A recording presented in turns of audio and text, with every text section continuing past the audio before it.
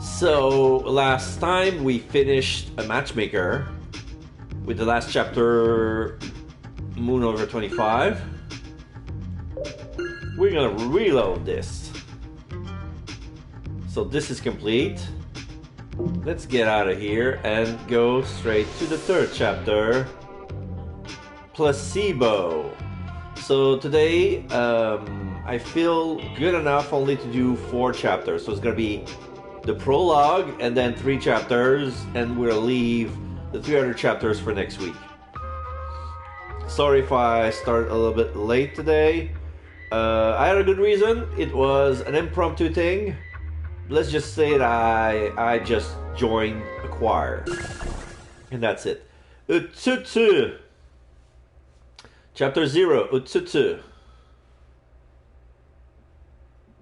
So yeah, this is going to be the story of Tokyo Morishima, the journalist. For those who remember, in March of 1979, an incident which would come to be known as the Silver Case occurred. The suspect's name was Kamui Uehara. Kamui Uehara was apprehended by a man named Tatsugoro Kusabi, a 24-year-old fledgling detective at the time.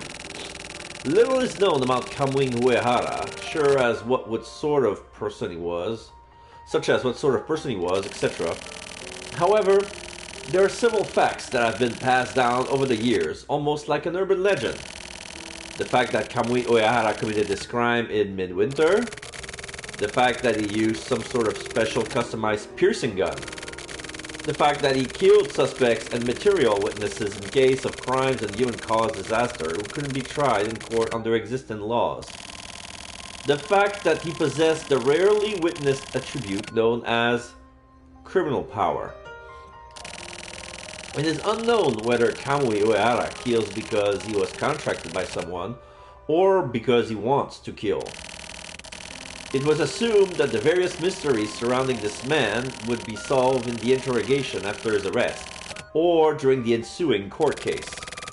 However, 5 years after his arrest, in August of 1984, Kamui Uehara was diagnosed with severe psychosis and his criminal trial was cancelled. In September of the same year, it was decided that preferential measures would be implemented, and he was admitted into the Kanto 24th Ward IMM Hospital Psychiatric Ward. To this day, it is unknown whether anyone has heard the man known as Kamui Uehara speaks words with any sorts of meaning since the time of his arrest. Information concerning the Silver Case is even less abundant. While the name of the case is famous, almost no actual details of the incidents are known. Those who are especially informed, or the type that is especially into conspiracy theories and the like, may have heard tell of the following details of the case. At the end of the 70s, after having been dissolved and split up following long struggle for power, the remaining hardliners of the FSO Frontier Conservative faction hired a hitman as their last resort. One day, the TRO, the Techno faction, and the CCO, the Civic faction, that is, the 2 parties making up the current government, also the faction responsible for driving up the FSO, held meeting of 10 old men. These men were the respective parties' most important members. It was there that the man appeared. After using a special customized piercing gun to kill every member of the meeting, the man was arrested. His name was Kamui Uehara. With all the victims being old men, his incidents came to be known as the Silver Case. Of course, no matter where nor how deeply one may search, no public record of this incident exists anywhere. The next time the man supposedly undergoing treatment showed his face to the world, it was March of 1999. The woman in charge of Kamui Uehara's counseling at IMM Hospital was the time was killed, and Kamui Uehara subsequently disappeared from the hospital. As he continued to evade apprehension, the violent crimes piled up. 2 female civilians were killed with the harpoon gun. Additionally, 2 agents of the Special Forces Unit, Republic, were also killed while attempting to apprehend Kamui Uehara. Daigo Natsume, the acting leader of said unit, sustained critical injuries. As the murderer of Lore appeared in the real world and started killing once again, people began to tremble in fear and some began to worship him. At this time, the internet had not yet become widespread and was still no more than an underground toy, but possibly due to its close relationship with Kamui Uehara, it served to accelerate his deification and help him to permeate society even deeper than the mass media ever would. Additionally, the specific environment of the government's special administrative region, known officially as the 24th Ward, which was set up as an experimental area, was similar to the net. The common points between these two entities was the fact that while comfortable and convenient, it was a constantly monitored and closed-up world which gave its denizens the feeling that they were being deprived of something. Metropolitan Police Department 24 Ward's Heinous Crime Unit christened the series of incidents occurring in March 1999 with the name the Kamui Case. Heinous Crimes Unit number 2 was home of Tetsugoro Kusabi. However, it was later revealed that Kamui Uehara, who was supposedly escaped from the hospital, was actually catatonic in an almost totally vegetative state. He was unable to do anything apart from eating and sleeping, let alone fatally wound anyone. The actual perpetrator of these serial killings was Ayame Shimohira, a woman with a special relationship with Kamui. The term criminal power may as well have been created by Kamui himself. Criminal power is said to be contagious. This is apparently especially true in the 24th Ward. Maybe Kamui Uehara's criminal power found its way into Ayame Shimohira and caused her to act as his copycat? That may be the case, and it may not be. Ayame Shimohira was apprehended and taken into custody by Heinous Crime Unit number 2 Special Agent Sumio Kodai. It was 1999 and winter was closing in. True criminal power was about to show its fangs. Kamui Uehara suddenly escaped from the hospital and managed to make a comeback that nobody expected. After a month-old silence, Kamui murdered 7 important government officials in the A1 district at the center of the 24th Ward. Then he disappeared. The situation grew stranger still.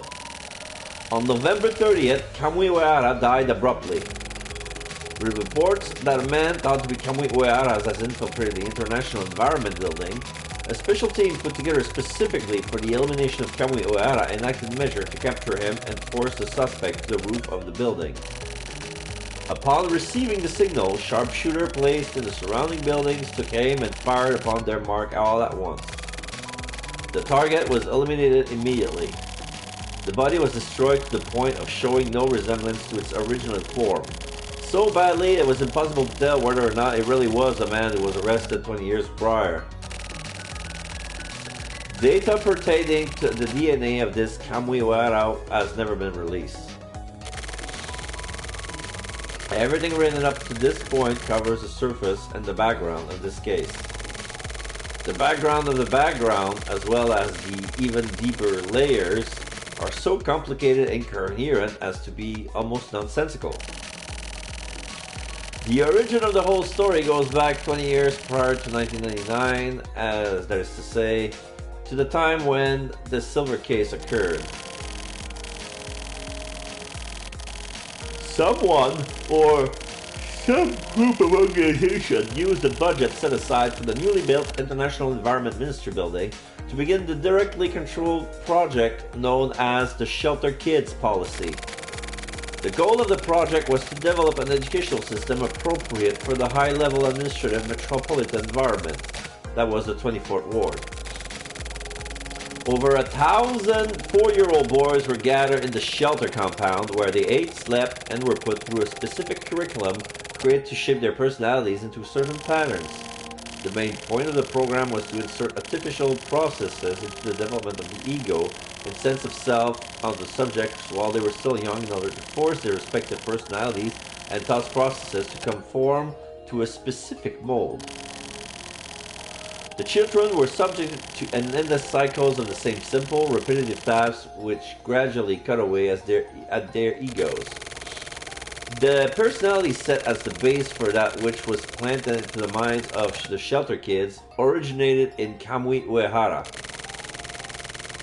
In essence, the Shelter Kids policy was fundamentally an experiment for the purpose of creating mental clones of Kamui Uehara. Yeah.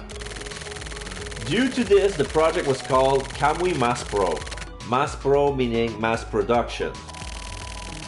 Also, some refer to the original Kamui as Format Kamui, which format referring to the fact that this Kamui was basically the mold from which all future Kamuis would be created.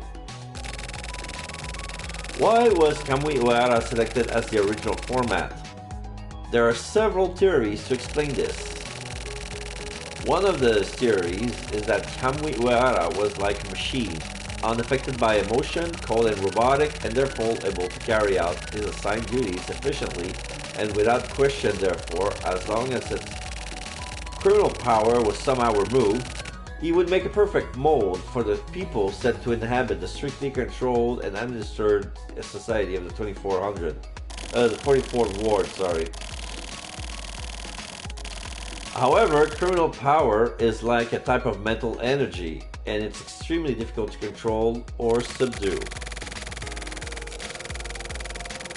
Some scholars reject the idea of its very existence, but making direct contact with Kamui Uehara makes it clear that he does indeed possess some sort of power. As mentioned above, criminal power is contagious.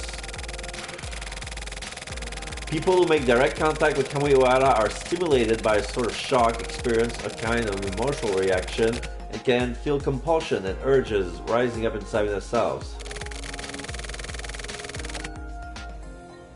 Some people call that criminal power a virus.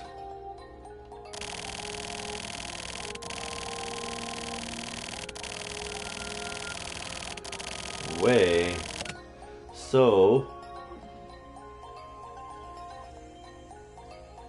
this project, in its poorly executed attempt to analyze and copy Kamui Uehara, may have touched on something with which it should not have made contact.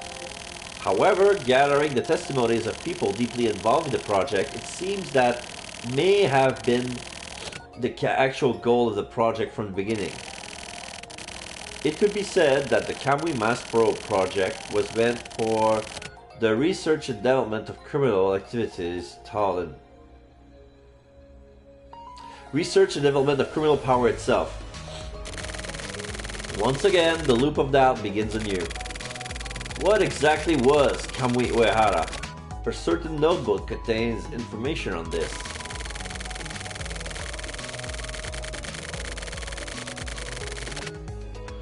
The notebook contains writing pertaining to the origin of Format Kamui and some things known as the Kamui shelters.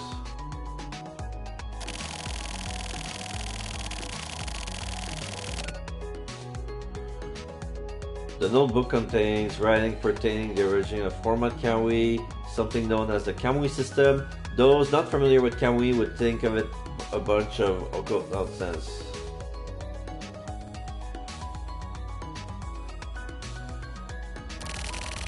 This is the underside of the whole story.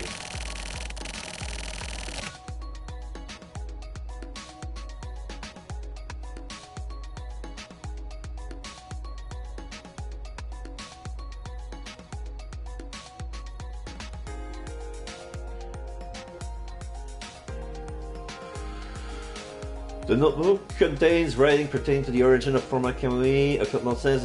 It could even be called something of a fairy tale.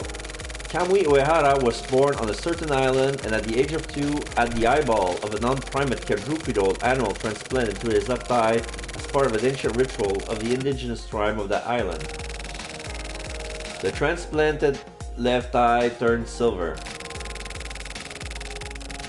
The changing of the color to silver was supposedly a sign that the progress of the program of death inside the bearer had temporarily stopped.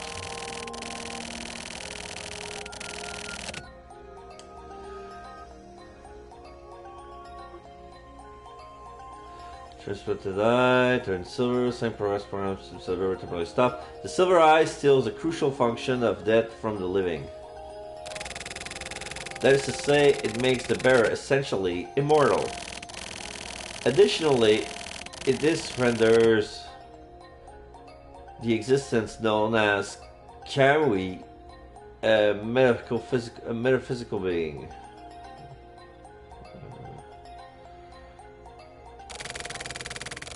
It makes it possible to transmit or transplant the being known as Kamui to another person if there is someone to receive it.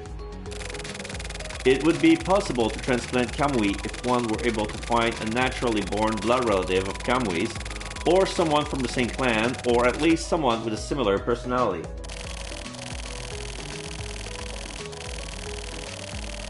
However, if there were man-made mental clones of Kamui, then this process would go even more smoothly, or at least the scientists behind the Kamui Mass project believe so. Kamui dies, and if the next physical body to those the transplant is found, then the next Kamui is born. According to old lore, within the potential Kamui stock here, there exists the one charged with protecting the next Kamui. There are also others to whom other duties are assigned. This is the general outline of the Kamui system. The most crucial point to those who are aware of these secrets is the fact that it is possible for a normal person to take the silver eye and make it their own. By replacing their own eye with the silver one, it is possible for a person to gain the power of immortality. This is true even for those who are not originally shelter kids. It is possible as long as the Kamui system continues to work. This is where a certain man who wanted the silver eye for himself had an idea. He could simply cultivate the field known as the Kamui system. If criminal power could be controlled, then the shelter kids will become easily controllable citizens. If necessary, this criminal power could be awakened, providing excellent soldiers in time of need. Then the eyes of animals will be transplanted into the subject, and if one of them turns silver, it could be taken. The silver eye could also be sold.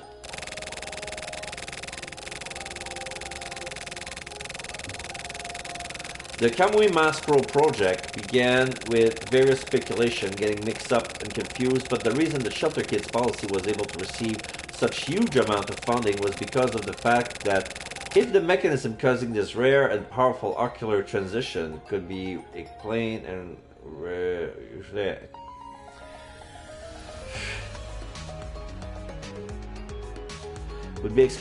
harnessed, there were clearly huge profits to be made. The funding was essentially investment money from creating a production facilities for 6 years for Silver Eyes. A production facility for Silver Eyes? It is said that the main investor was the TRO, the Tecmo faction. The TRO was originally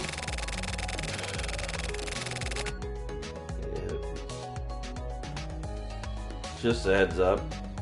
Chapter. No, it's like I need to meet a blind person. Needs to talk to me. That way I can swallow this.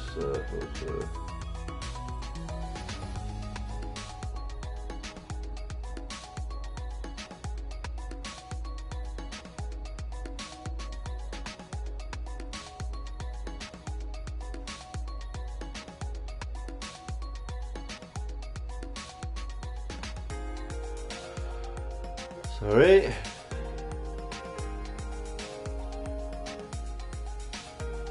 Powerful ocular transition could be explained in harness. There were clearly huge profit to be made. The funding was essentially investment money for creating a production facility for Silver Eyes. It is said that the main investor of the TRO. It is said that the main investor was the TRO, the Techno faction. The TRO was originally centered on resource development.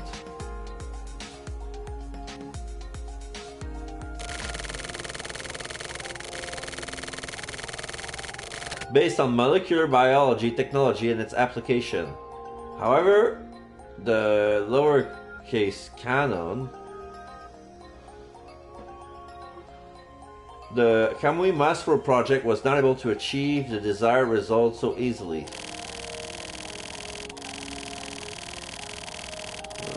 Five. However, the Kamui Maspro project was not able to achieve the desired result so easily. 4 years after the Mamporo Sapporo.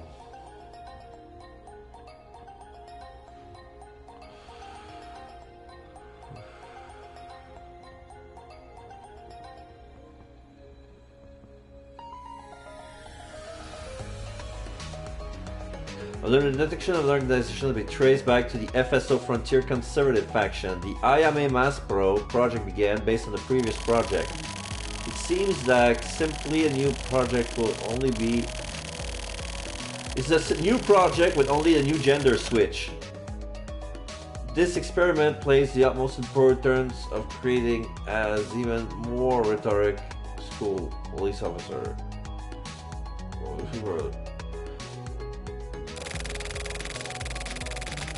Originally,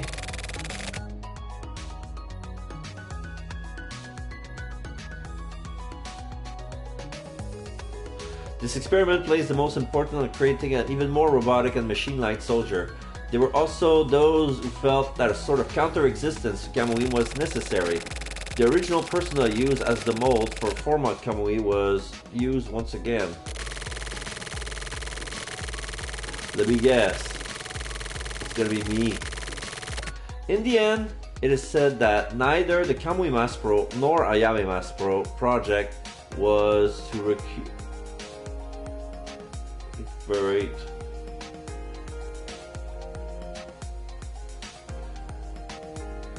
Yeah, neither of them project was able to recreate the occurrence of the Silver Eye.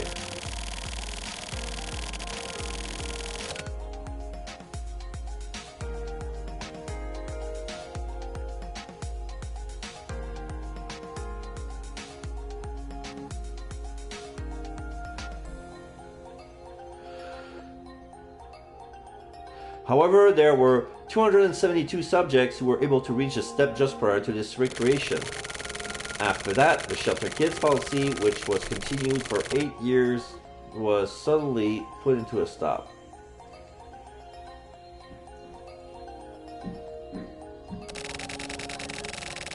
Both of the project, as well as their administrative entities, were disbanded and dismantled.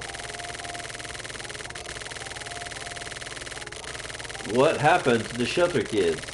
The Kamui stock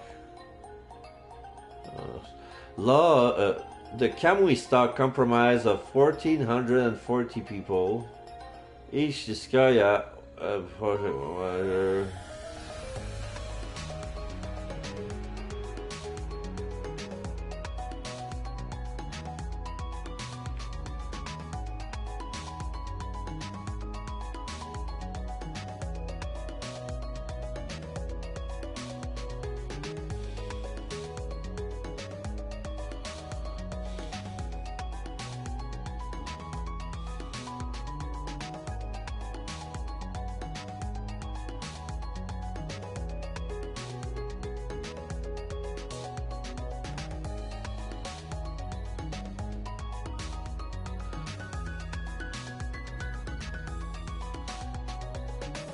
The Kamui stock comprised 1,440 people, and the Ayame stock comprised the same number of children as well.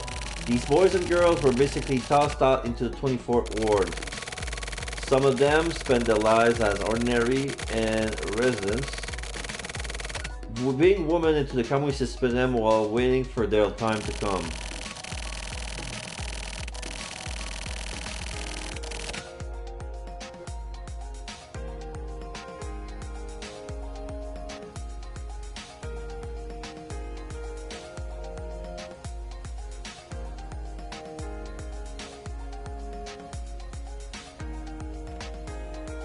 This means that the field known as the Kamui system, while incomplete, did indeed continue to exist.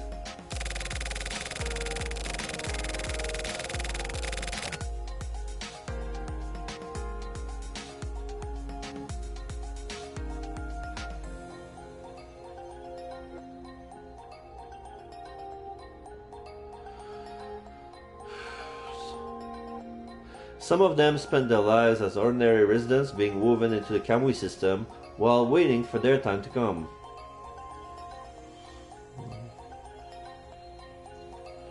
This means that the field known as the Kamui system, while incomplete, did indeed continue to exist. On the other hand, some of the subjects were thrown out of the system altogether. These were the ones who were not considered good enough or useful enough for Kamui attack.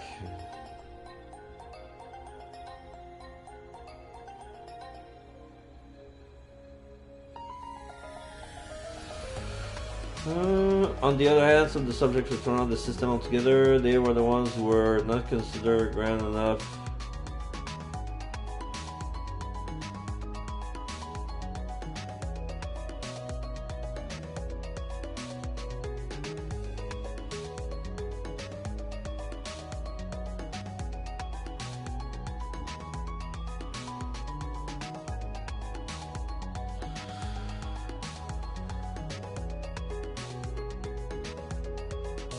These were the ones who were not considered good enough or useful enough for Kamui stock. There have also been rumors that still War of the Shelter kids were more than simple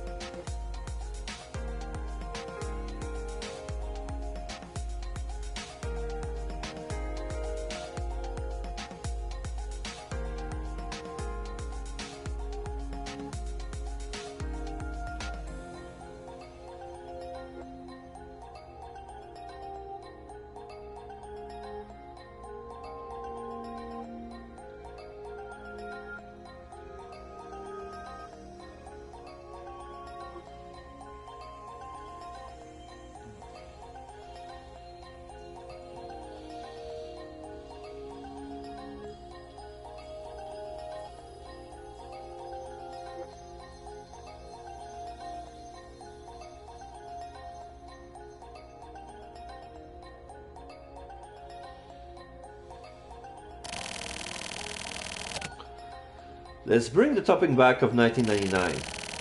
The Kamui incident reawakened the past of the silver case, causing a large number of people to die. This is the fact that must be not forgotten.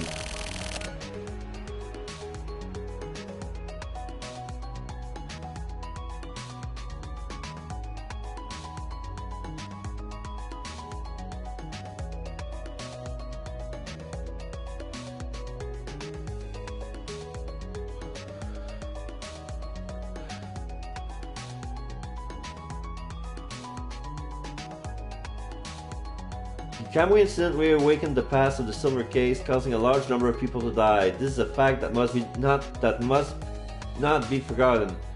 Kaiji Enzawa, dead. Shinji Kotobuki, dead. Kiyoshi Morikawa, dead. Shizuru Ashizuka, dead. Morishika Nakadegawa, dead. Ryu Munakata, dead. On the other hand, there are also some who survived. Ayame Shimohira, alive. Sumio Kodai, alive. Tetsugoro Kusabi, alive. Sakura Natsume, alive. However, there is no guarantee that this list is completely accurate, because there's another one who was alive and then he dead, but he wasn't dead during the Kamui case.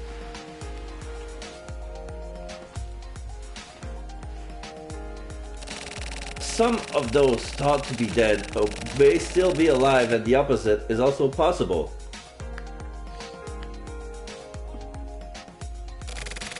One thing that needs to be said in closing is that sometimes miscalculation happens. This is especially true with conspiracies and works of sinister design. This is because the sun is always watching from above. One such miscalculation was the decision to produce Ayame along with Kamui. Maybe nobody stopped to think about what the opposition, the struggle for supremacy, and the cross-fertilization between Kamui and Ayame would bring.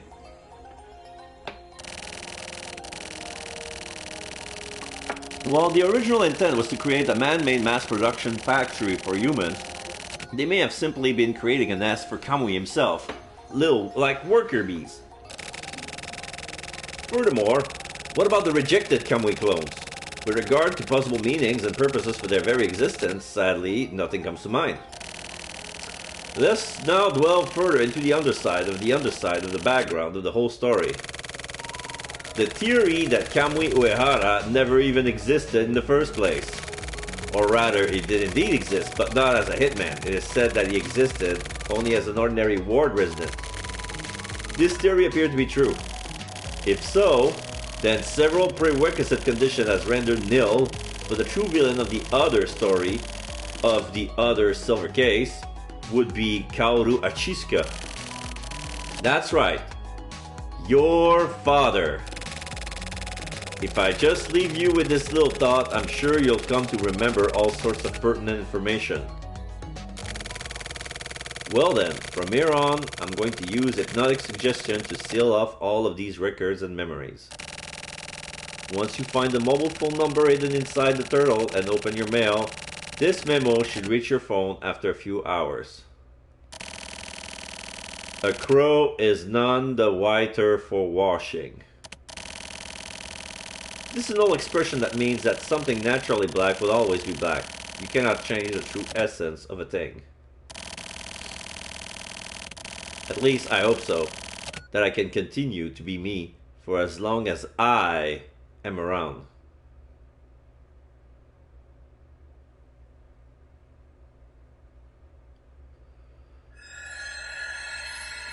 So that was the end of the prologue, a very long text.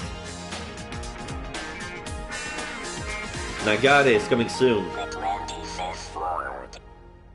Message in a bottle.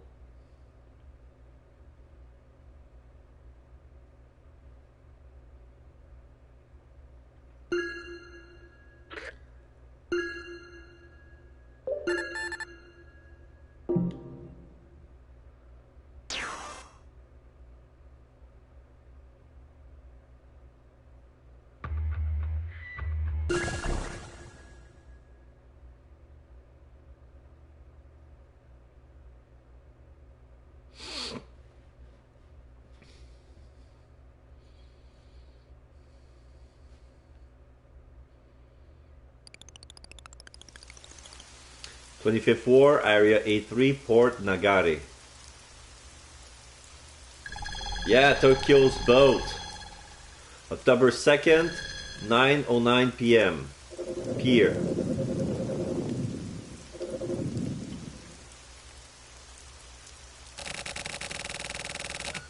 This position is a difficult thing.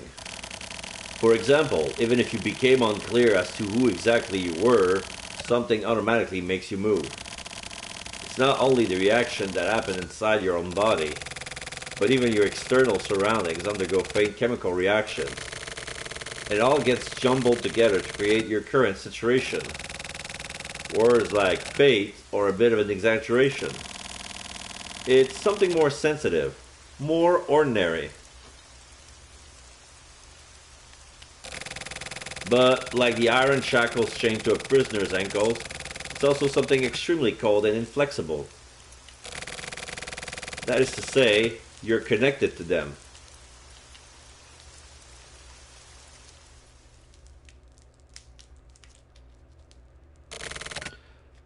That's me, Morishima. Yeah, the inside of the boat. Tokyo's boat.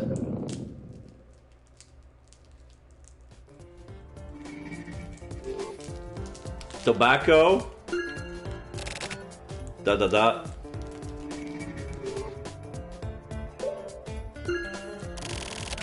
He's here. The tide ebbs, and then it comes back in.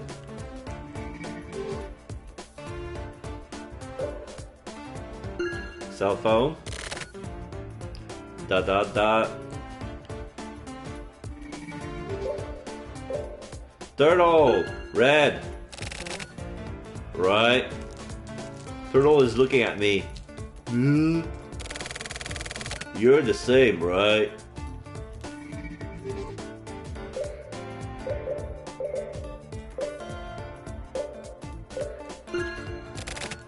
Da da da.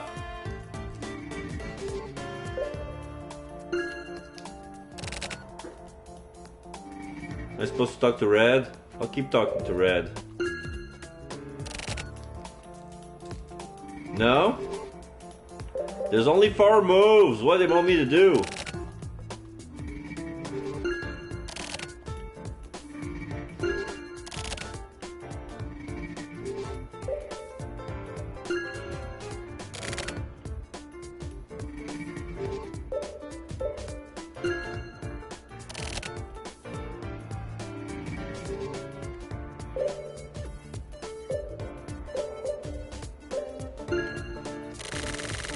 That son of a bitch. Fucking around like that. So I have to kill time.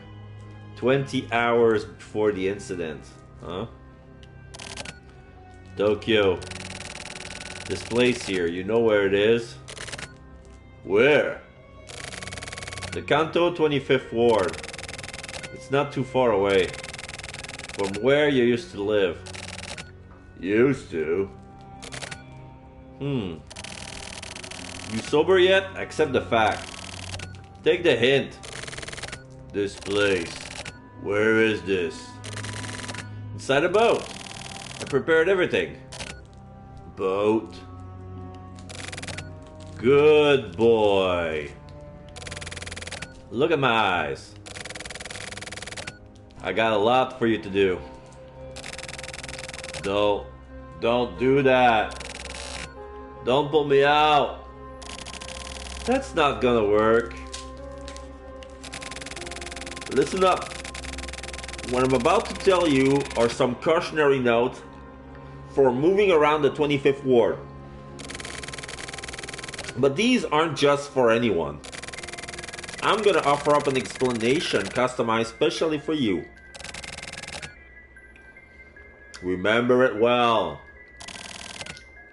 I'm sleepy. Just let me fucking sleep. You're going to look into what's going on in the 25th Ward. First off is the high-rise apartment. You'll find out soon enough what high-rise really is. At the moment, death is beginning to spread there. 9 people have died in 4 months. Was it suicide or murder? You're gonna look into the causes. Cautionary note. Don't make me fucking laugh.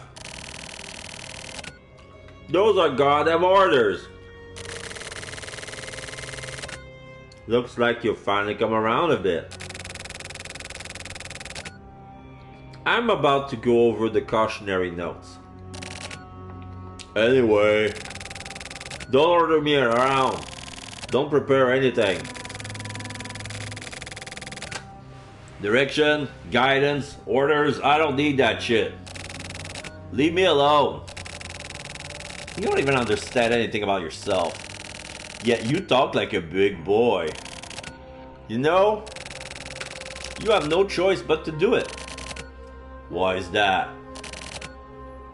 Listen.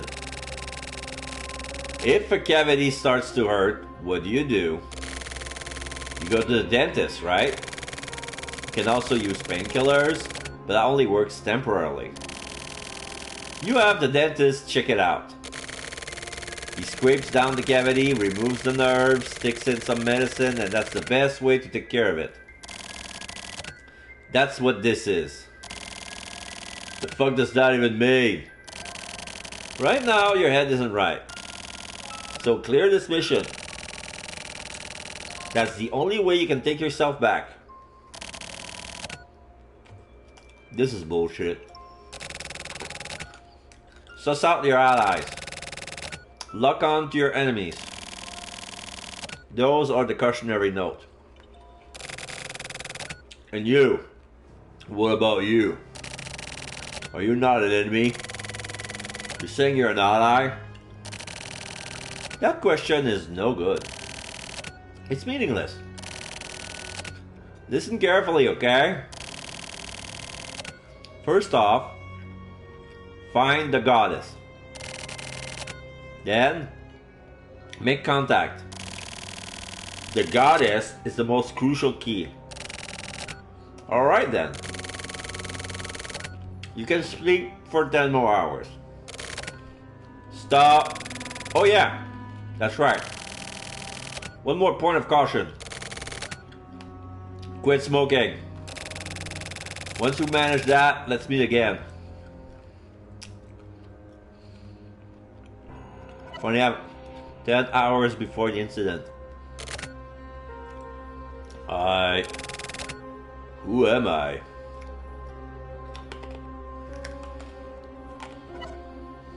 Five hours before the incident.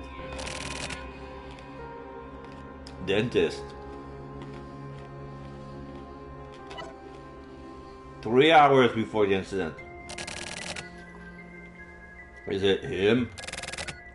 No way. 10 minutes before the incident. Fuck! Cowboy!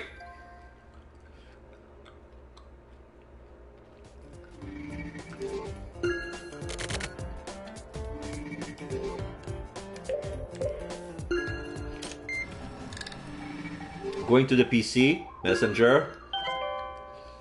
Message from Slash. I got the password for that place. Damn. That took less than a minute. If you know what a pirate site to check, you can find the stuff pretty easily. What's the password? You want the password? You gotta pay up front. I haven't been making much recently, you know. Nope. Don't even try to talk about how far back we go or any of that bullshit either. Just tell me how much. 100,000. That's hella expensive. Transfer confirmed, but too bad. What? You can't talk to girls with just a password. What are you saying? You don't get it? You need points to talk. Anyone knows this. You make me pay 10,000 and... You made me pay 100,000 then pull this shit? I have a question. What? How come you're looking for the goddess? Why are you asking? Just curious. Just kinda horny is all. You wanna get your knob off? Nice! What's nice about that? Oh, take a memo of the following. The pirate site is called Quarter. If you're gonna log in and talk to a girl named Miru. Miru is one of Quarter's top 3 perfs. Hold up, what's a perf? Performer. What kind of performance? Her performance is online virtual conversation with a stranger. Virtual conversation or virtual stranger? Either one could be right. Anyway, Miru knows the password for goddess. All I can get you is 10 points. Also, just be aware that there are illegal points. So if the admins finds out, you're screwed. There are special points you can only use today. 1 point, 1 minute. So 10 minutes. I got one condition if you want these points though. Just so you know, I'll be monitoring your PC. What the hell? I got nothing going on right now. I'll watch. Fine, whatever. Miru has no mic, but she has a camera. She kinda super moody and can get cranky and lose her shit easily. So basically, she's got a real shitty personality. How funny is that? That's what people pay to see. Whatever, go ahead and laugh what you peep. The password is... What? Hito Heiwa. Okay. She's waiting now, getting there. Hito Heiwa. See you. Messenger? No messages. Okay. Mail.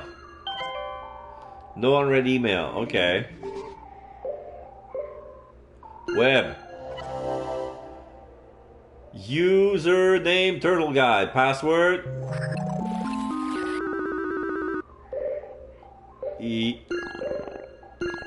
So H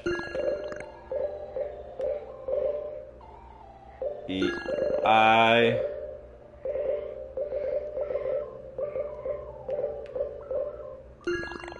W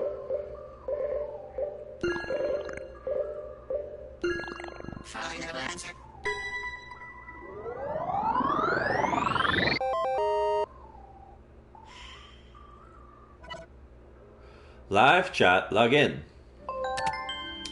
Oh, here's a picture of Miru. Okay, she's kind of cute. She's on the love seat. She's wearing a heart-shaped necklace. She's wearing a light dress, black, dark color, with string straps. Good evening, turtle guy.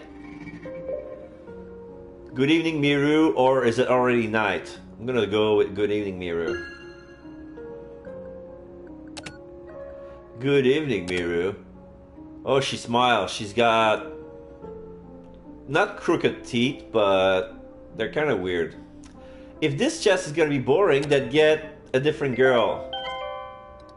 Message from Slash. Turtle guy was kicked out, huh?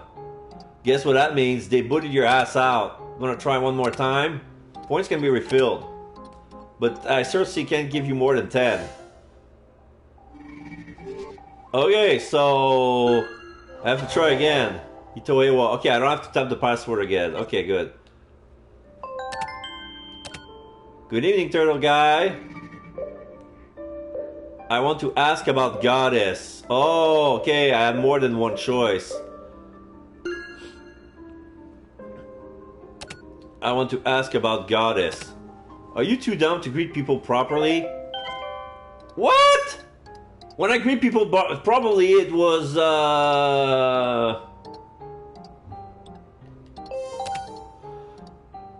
thinking is probably just a waste of time. You gotta feel it. Feel the flow.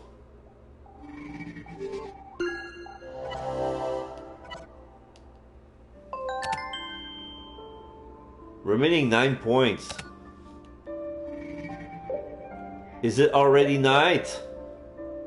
Because she said good evening. Is it already night?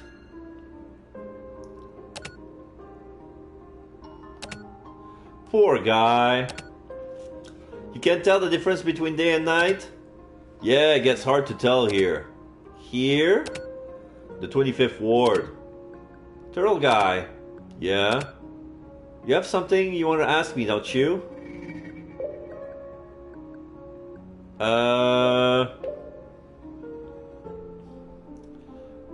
Is it you sharp, or did you know, or it's about goddess?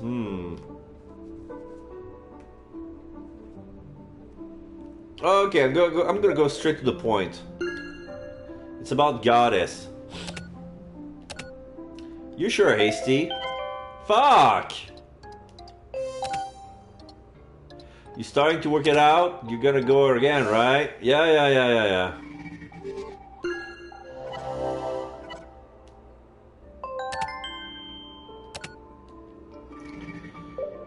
Is it already night? Oh, I like the good answers, at least.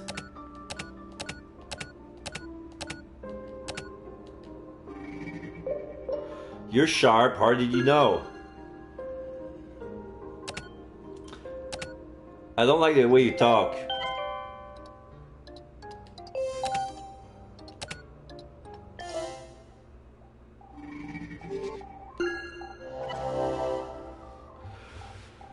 Okay. That's how you want to play it?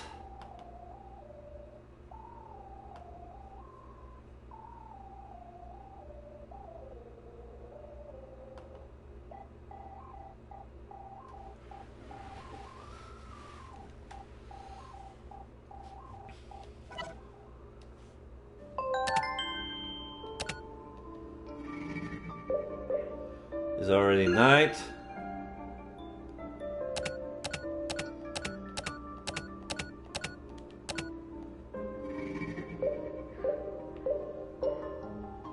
I'm not gonna say nope.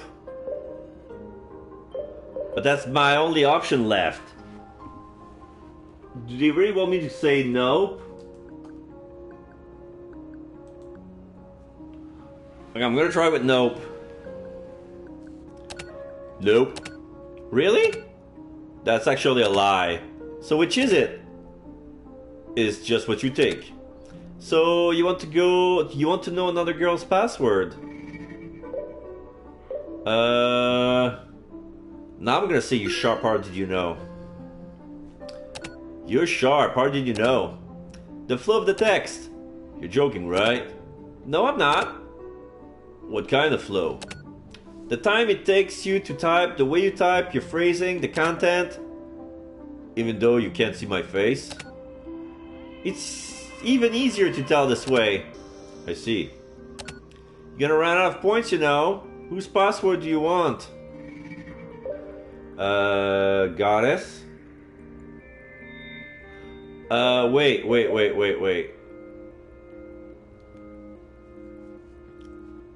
Like, they want me to use all my points. I use a point for every minute, right? Now I have 5 points left, so I guess I'm gonna say I want to ask you something first. Go for it. What kind of people come here? Guys, the kind of guys who come here. What kind of guys? You're kind of dumb. All kind of guys. Almost all of the guys. What do they come for? Real conversation. Even if they know that nothing will ever come out of it. Communication. If you want to put it like that, yeah. What exactly is goddess? The top perfect quarter. What kind of woman is she? A woman worthy of that name. I want to know her password. Even if you knew it, you couldn't contact her. Why not? She's fully booked for the next year. The whole year, seriously? Goddess chats by the minute. Day and night, almost any time she isn't sleeping. Hello, Fitbill147, lurking while I get stuff ready for people coming over. Oh, you're receiving. You have people coming over. Interesting, very nice. Well, I wish you a good day. Thank you for dropping by. I appreciate the people lurking here, and take care. All right. So anytime she's in sleeping, she has tens of thousands of clients, but she doesn't do parties. Only man-to-man. No camera, no mic. But the rates are ridiculously high. Friendsgiving, American Thanksgiving, but for friends instead of family. I love the concept. Friendsgiving. I want to try that. 20 people coming? Yikes! But, man. Lovely. So are you going to make a home-cooked dinner, or are you guys going to deliver? Is there going to be a caterer or something? Like, because I seldomly receive or been to parties, even inside my family, involving 20 people. Last time we did something like that, it was for a birthday. It was one of those annual get-together during the summer. And it was between cousins and uncles and aunts. Just prepare my side dish. You gotta do yard work. Oh yeah, cause now, yeah. Well, how's the weather out there? Here, it's like already winter. Like there's a lot of snow. I heard there's fell like 7 or 8 feet of snow in Buffalo. I don't know if you heard about that. It's crazy. Here we don't have that much snow, but it feels like it's been a week. Like snow fell and it's still snowing right now, and there's already been it's already been over a foot of snow, and the snowplow hasn't even come through the driveway yet. The street hasn't been done yet. Her rates are ridiculously high. You could buy this necklace with a single point. Any more questions? Yeah, the password for goddess.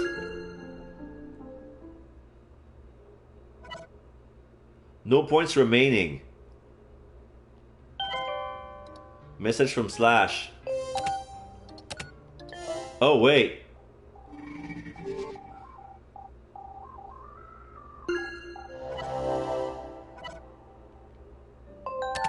What happened?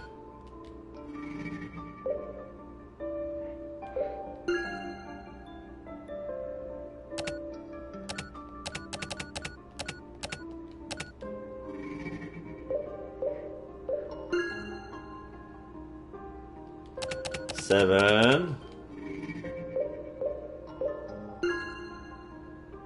6.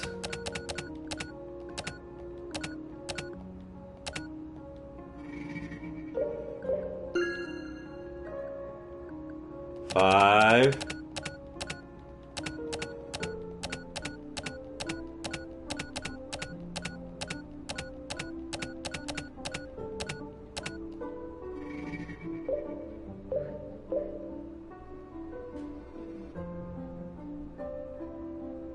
'I guess it's gonna be password for goddess. I have 5 points left.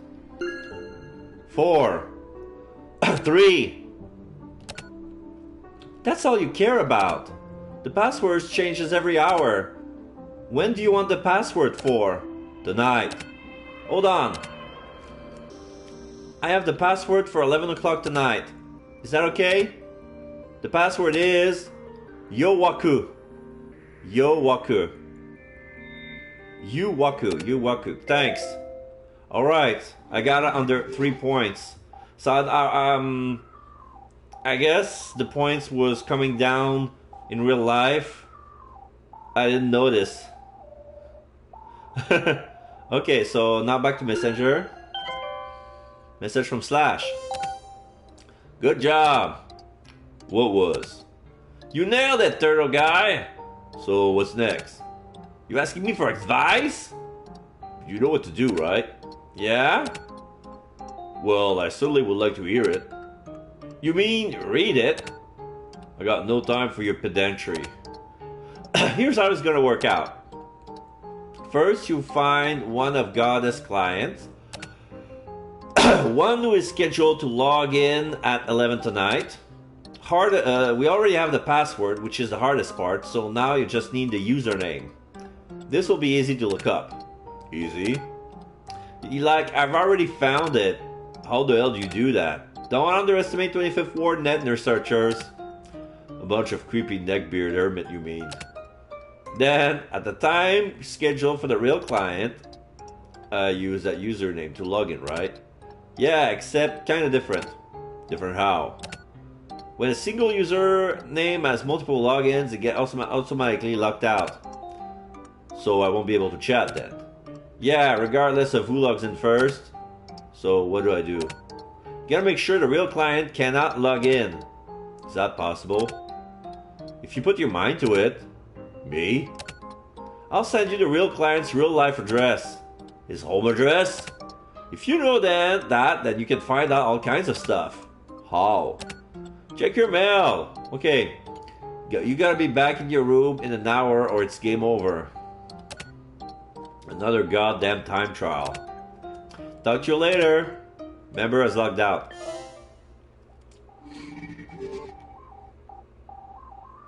Okay, so mail. You have one unread mail. Oh. From unknown sender to turtle guy, subject no subject. Tower area 7. Number 74031. Signed Slash. So we go to area 7, the tower, and we go to apartment 74031.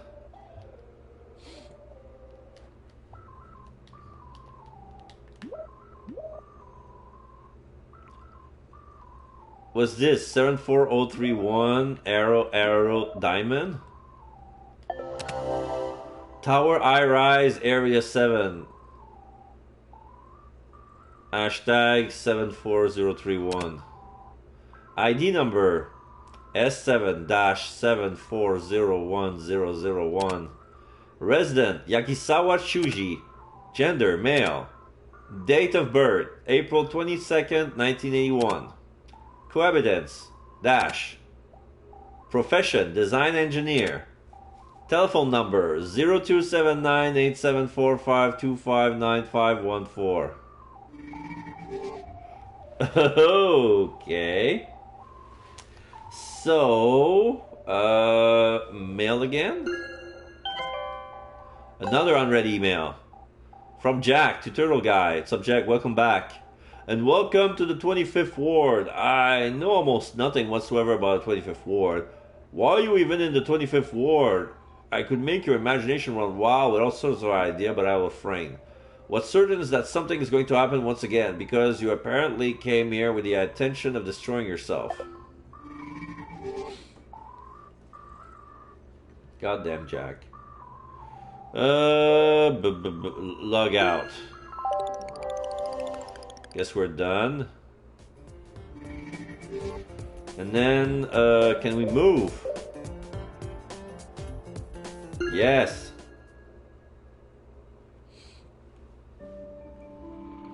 Evening in Comoros. 10 34 carats diamonds spin around in the sky as they show me a vision. A fixed star in its terminal phase, that is to say, a white dwarf, is mainly composed of carbon. This carbon, under extremely high pressure, crystallizes and becomes a huge diamond, 4,000 kilometers in diameter. The diamonds tell me that this place is so cold, so dark, so far away. Dark and far, and spinning. Something tells me that I understand what it is. That was my vision.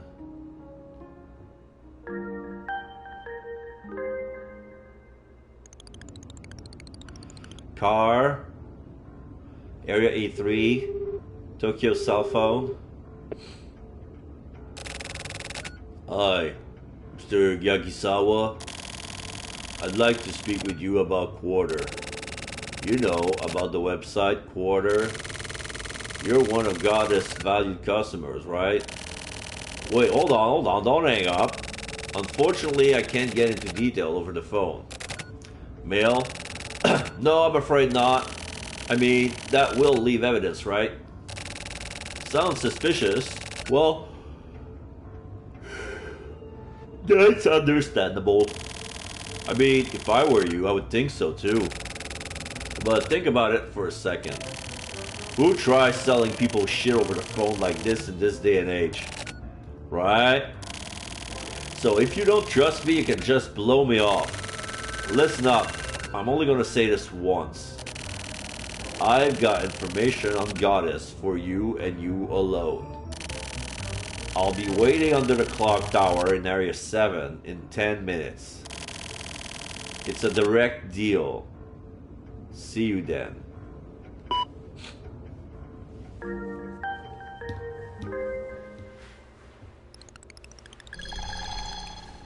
Clock Tower Square, 10:30 p.m.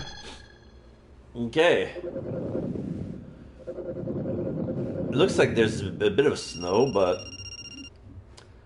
feels odd. It's me. Yagisawa, oh my god, such a nerd. Alright. Should I go with nosy voice or comic book guy? No, not comic book guy. I already did it. Okay, so maybe noisy voice. About that call. So you're Yagisawa, huh? Yeah. Sorry for having you come all the way out here like this. So what's this event? Huh? So like tonight, there's some kind of guerrilla event, right? Guerrilla event? I've heard of them. Of what? Of what? I mean, fine, I'll say it. You want me to say it, right? So, like, goddess, there are special events where you can talk to her with both camera and mic. They do those events every once in a while, right?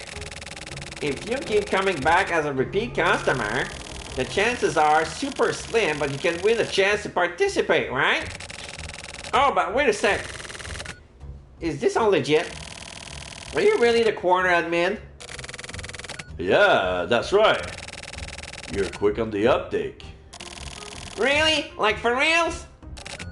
Yep, Seriously, for reals? for reals. Prove it! You're able to log in at 11 o'clock tonight, right? And your password is... I'm gonna tell his own password to his face. That's the way of telling me, oh, I'm an admin, I know your password. Yo... Y-O... That's a V. U... W... W... A... K...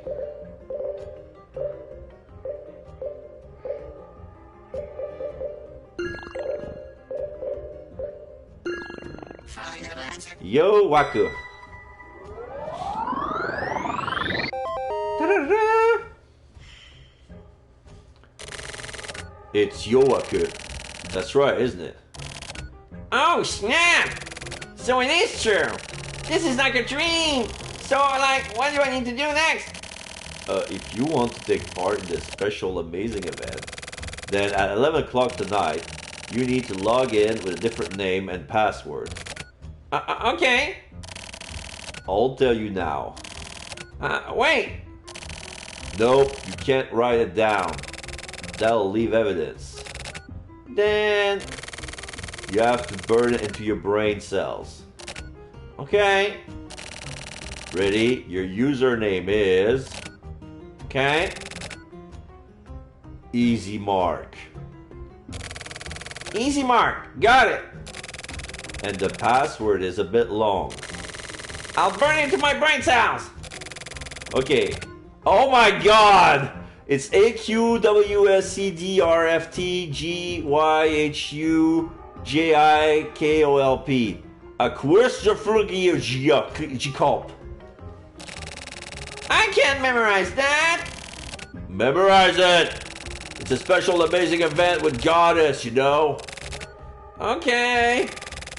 I'll tell you just one more time. You ready? It's XJSDriftGUGKOLP. Axway, Driftigi, Ujiko, Ulp. Yagsawa. You're really clever, you know that?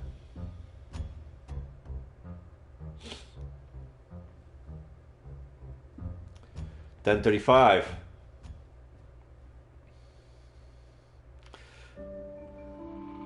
Afternoon in Tuvalu. As I opened the door and entered the room, I saw a middle-aged man wearing a dark suit, sitting in a large chair, was waiting for me. His hair was slicked back and he had a piercing gaze. The man snapped his finger and the slim woman moved closer to me, seemingly from out of nowhere. Her high heels made a dry, clacking sound as she walked. She was wearing a blood-red pin suit. "Please have a seat, eh?" The way she spoke was strange, but I sat down on the sofa in front of me as requested.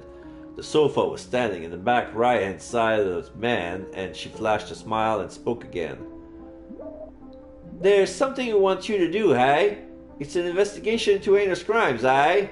I tilted my head to the side. The middle-aged man sat there silently, with his eyes closed. The woman continued.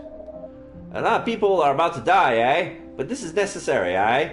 The mission bestowed upon you is to know... The mission bestowed upon you is to know and understand this. See and hear it, comprehend it, and swallow it down, eh? Can you do this, eh?" I nodded my head. I didn't really understand, but I nodded my head in desperation. Then I shook my head from side to side. I started pouring out tears. "You're a good boy, eh?" With the woman's words, I felt as though I had been saved.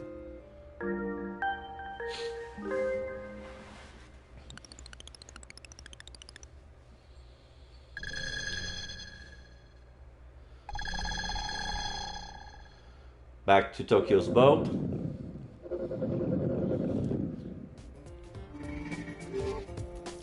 Okay, let's go back to the messenger.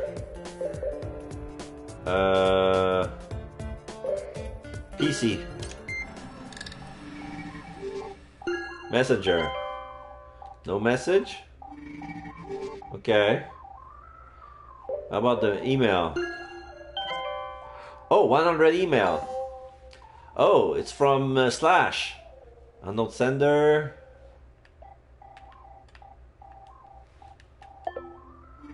What? That's it? There was nothing.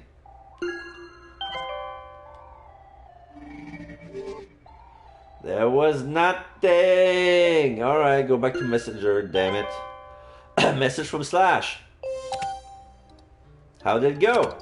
Not bad. You make direct contact? Yeah. Wow, impressive. You gave me his address because you thought I'd kill him, didn't you? It's a mystery how you managed to sneak into the tower high-rise. I didn't sneak in, and I didn't kill him. So you tricked him into coming out and did something to him? I just kept answering randomly, and it kind of managed to work out. Nice one. That's why we get along so well. Do we, though? Hey, it's almost time. What's the username? I'll set up so you'll know when you open your browser. How many points?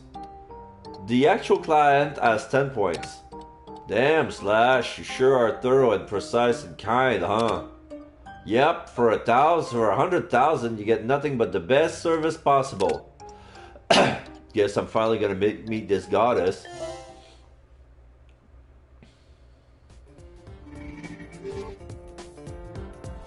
Alright, so let's boot it up. Browser. Shoot! Username shoot password, but it's gonna be the Yowaku.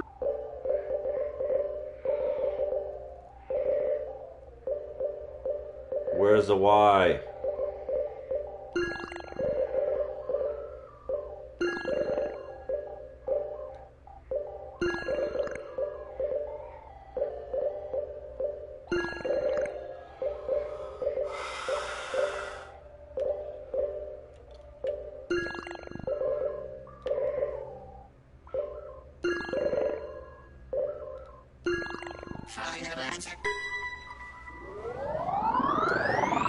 Da-da-da-da.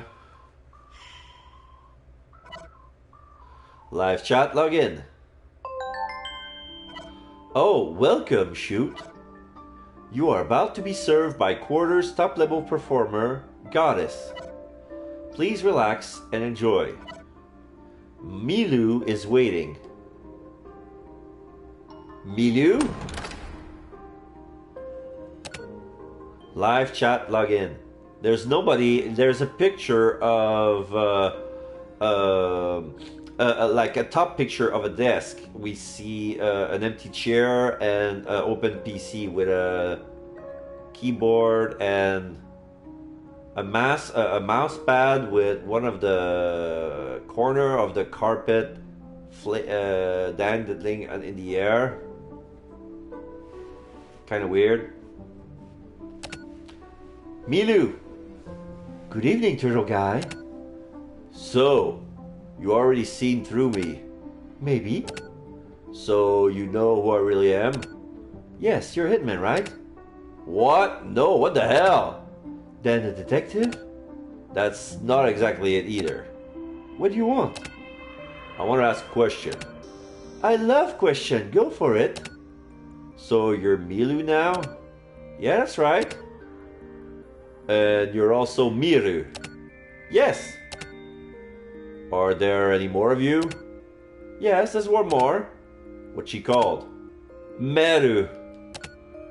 And how exactly are you three related? We're Carter's top 3 perps.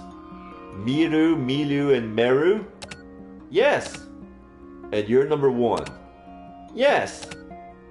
And you're called Goddess? Yes. Explain this shit properly. I'm the original. The others are copies. Copies? The copies are chat programs. Oh, for real? Programs? Then what was that girl on the camera? CG, of course. Why did you make copies? Supply and demand. That means I can't handle all of the clients myself. Are you not a program yourself? I'm an actual woman. And the copies were implemented with your conversational patterns. Basically, yes. So why are you called goddess?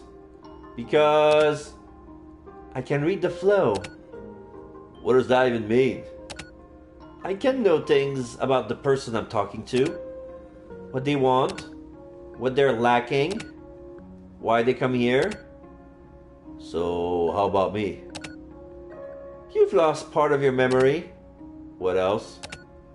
You can help me, but it looks like you were too late. Too late? Why? Because I'm going to be killed soon. Killed? By who? Why? When? I don't know. Who asked for the reason? This place really needs me. So it'll be soon. I want to see your face. If that's your wish, then it's my pleasure. Wow, she has an even more sexier robe than before, but that's definitely Miru, but without the necklace. It's really too bad that we couldn't meet, Turtle Guy. 75028. What? I got kicked out?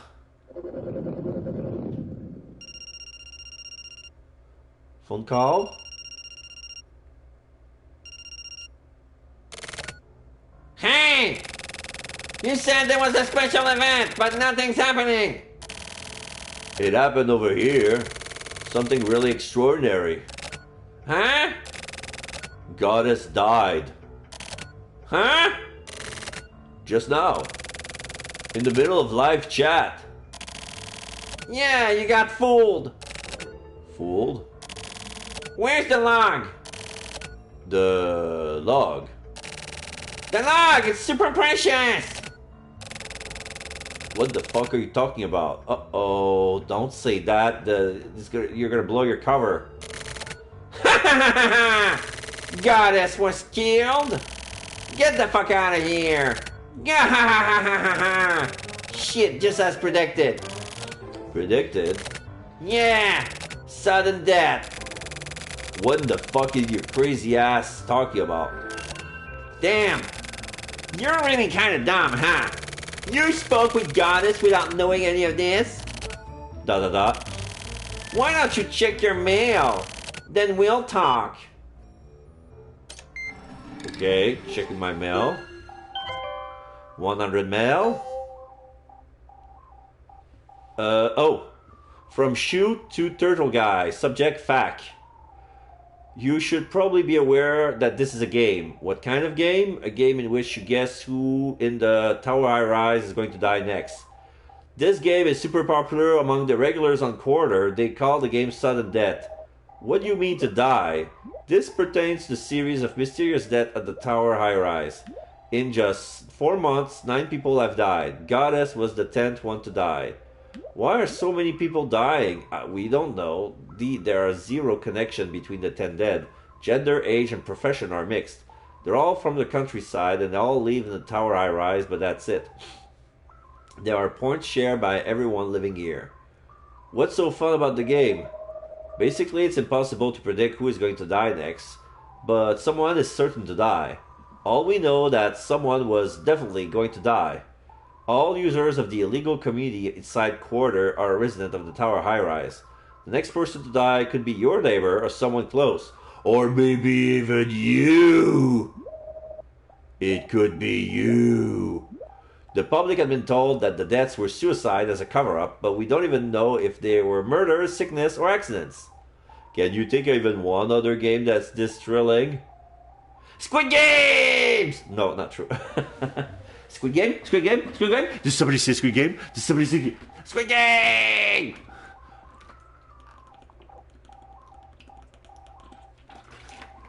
just emulating how crazy people were about the show last summer.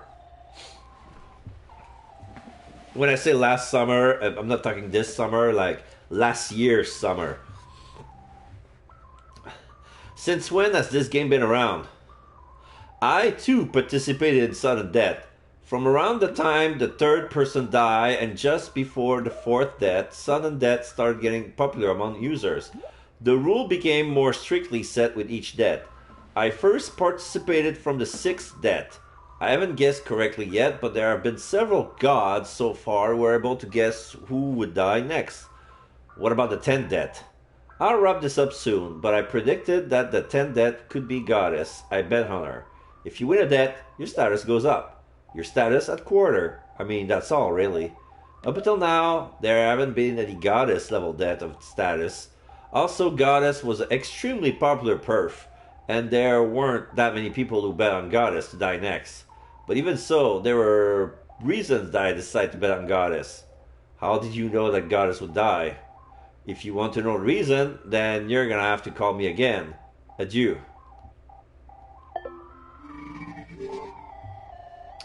So, cell phone? Or messenger?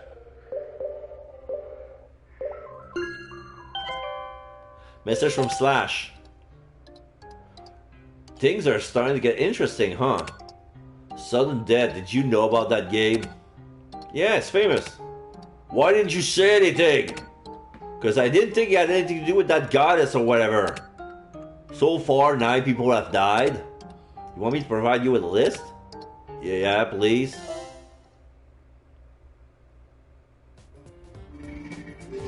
Cell phone? Something to eat.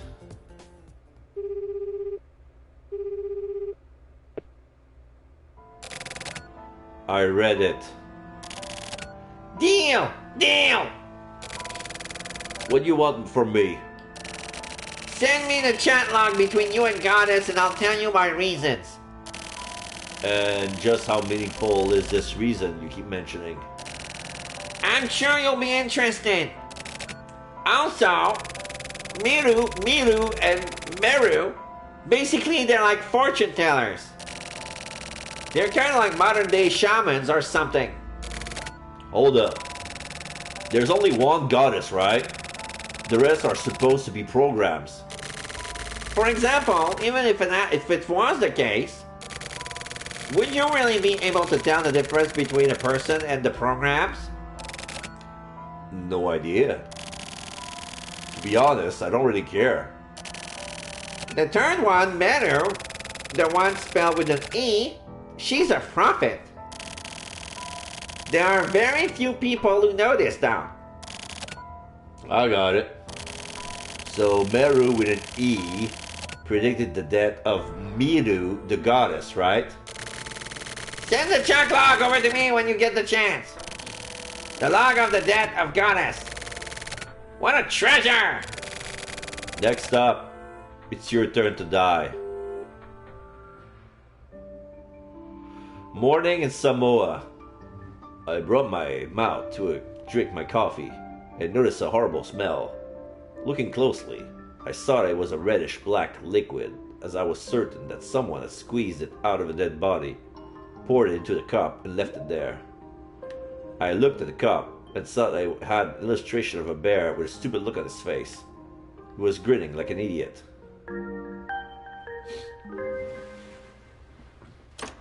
In Samoa.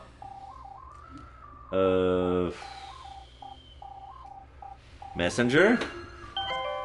No message. Okay. So mail. 100 mail. Shoot to Turtle Guy, check log with Meru. He's an excerpt. Shoot. Lick it. Do it dirtier. Meru, wow, it's already so. So what you see? Miru is going to die. On a moonless night, just before midnight. Turtle Guy will show up and steal the password. And Goddess will look up at the ceiling and will suddenly cease to be. Sudden death. Okay, so this is how Meru predicted Milu would die. But I thought she was a program. This is weird. Message from Slash. I got the list of 10 people. Send it over. Tsugutoshi Sagawa, 27 male, call center staff, room 35030. Kei Iijima, 31, female, web designer, room 69002. Mayumi Miura, 21, female, CAD operator, room 48011. Shingo Okabayashi, 39, male, technical writer, room 10026. Kaito Nakano, 28, male, physical trainer, room 28007. Yayoi Kenzaki, 29, male, aromatherapist, room 45019. Etsuro Kijima, piano tuner, room 58032. Tsutomu Senzaki, 24, male, customer engineer, room 39022. Rie Ogawara, 44, male, pâtissier, room 76018. Miru Yuzuki, 21, female, laugh chat performer, room 75028. So this is Goddess. Her real name was Miru.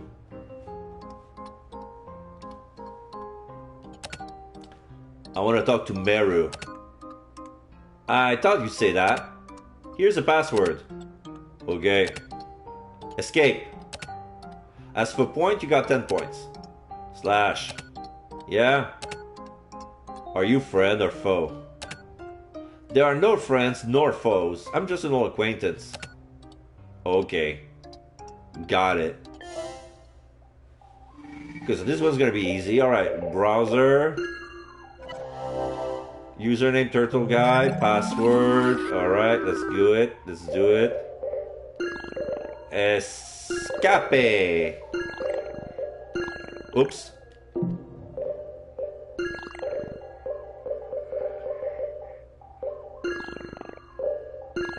Final answer. Da-da-da-da.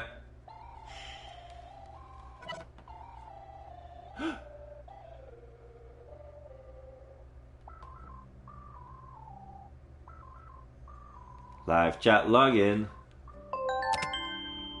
Hey, it's still Miru, but it's Meru. So she's the same girl. Okay. Good evening, Turtle Guy. I got something. Is it? What's up all of a sudden? I heard that you're a prophet. Oh well, did you now? You predicted Goddess dying, did you? Oh, that!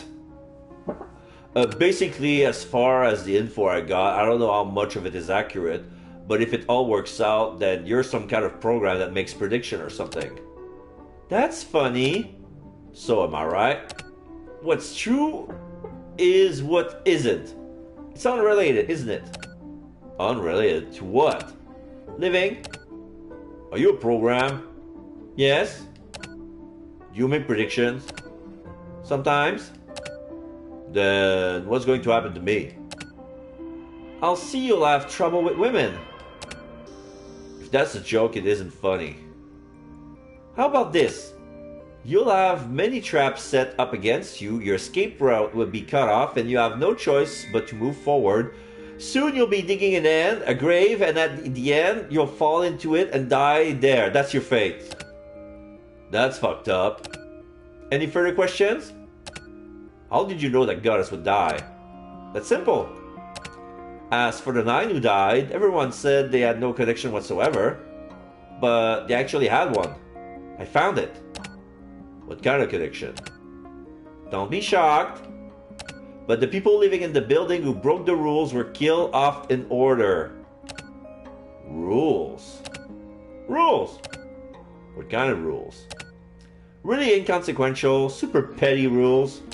For example, taking the garbage out on the wrong day, keeping pets without permission, playing musical instrument past 9 p.m., pounding nails into the wall, sticking unwanted mails into people's mailboxes, using an oil stove inside your apartment.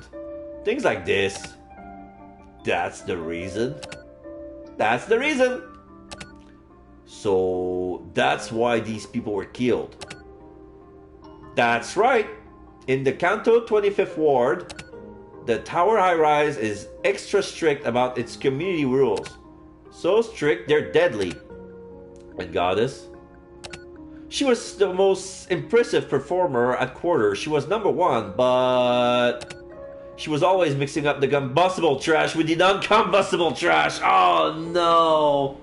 Oh no. Especially for the past 2 weeks, she kept doing it. I knew about it. So she was killed for that? Yeah. Really? Out of everything you've heard since yesterday, of all the information and knowledge, what I'm telling you now is probably the most shocking, but it's also the most and only true thing you've heard. What about the prediction you told Yagizawa about? That was a joke. Also, I wanted you to be there when she died. For what? Because this is the beginning. My points are about to run out. Okay, then ask me one last question. Are you programmed? No. Who killed her? The beginning of what? I don't think she's gonna tell me who killed her because it's non-sequential. But she said about the new beginning, so I'm gonna ask the beginning of what? The beginning of another life. That's all. See you. Was it correct? Let me check my email. Okay, I cannot go to the web anymore, so I guess it's correct. You have one unread mail. Oh fuck, today's word. Tutor guide. Today's word. If God did not exist, it will be necessary to invent him. Voltaire.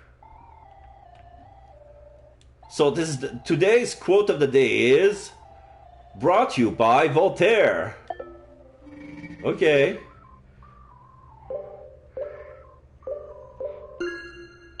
So message from question mark. Oh. Hey Tokyo, have you seen the enemy yet? If you think you have, lock on instantly. The hard part is coming up now. Don't ever let your guard down, but at the same time, don't stay too uptight either. Be like the wind. In fall, keep your flow on point. Motherfucker. Fucking little punk!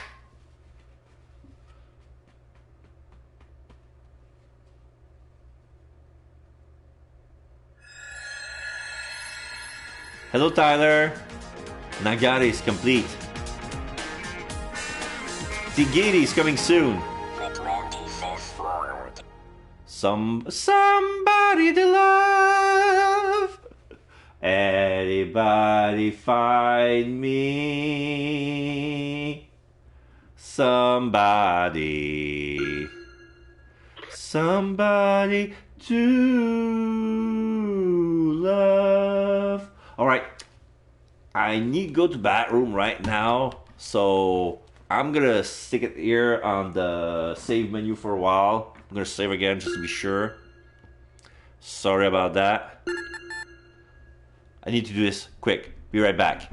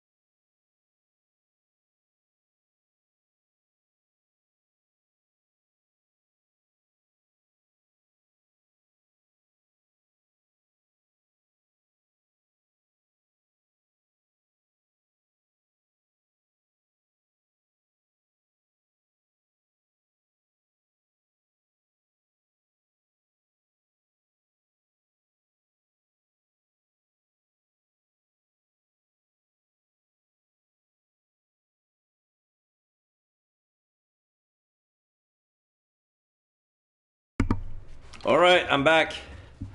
So right now we for you asking me a question, Tyler. If I'm doing well, I join a choir, but nothing religious. Like they're singing medleys of famous French Canadian author, poet, singer. And that's what we're doing now. That's what we're doing for the moment. So, about your question, the ending of the one guy, you mean Tsuki? How did it end with Tsuki? Basically, he found Ogata. He was... he had to finish it off himself. I think he kind of quit.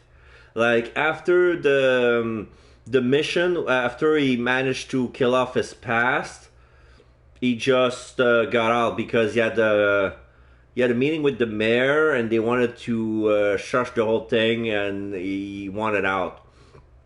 And the last thing I remember is him wanting to eat some more Mont Blanc.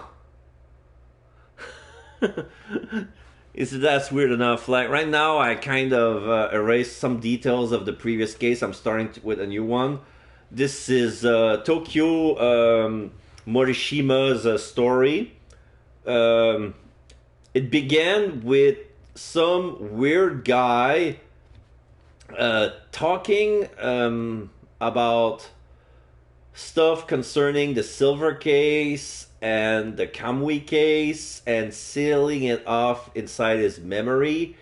And then there was somebody who was connected to the first case who happened to be his father, and we don't know much about that. And right now he's been moved to the 25th ward because he's been asked to, and basically he's gonna stir some shit up.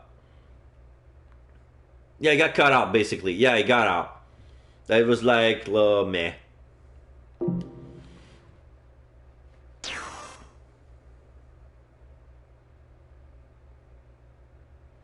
Alright, so now... Yeah, all those chapters in Placebo has a little asterisk. Like, it happens in the past, but simultaneous, but for some reason it doesn't connect. The only link chapter asterisk 1 has with the other cases, it has something to do with the murders that was happening inside the high-rise apartment, the big tower. They were like 9 people who got killed. And he was kind of investigated them, and he found a lead, and he was talking to Slash. I don't know if you remember, like, he was one of the RA guy agents who leaking him info with him under the pseudonym Slash. I forgot who he was, but yeah, he's the liaison with Tokyo. And he talked to a person who was kind of hard to get, like a live chat performer, like the number one in this pirate website called Quarters. And she was so popular, she made some clone accounts run by AI programs who basically learn her speech pattern. So those were a very advanced AI, and they were using CG for the visual. Sometimes there was just no cam. That was kind of weird. And yeah, she got killed on stream. We don't know how, we don't know who, but we know the why, because one of the program is also a prophet. She can manage, she gathers information and she can predict stuff.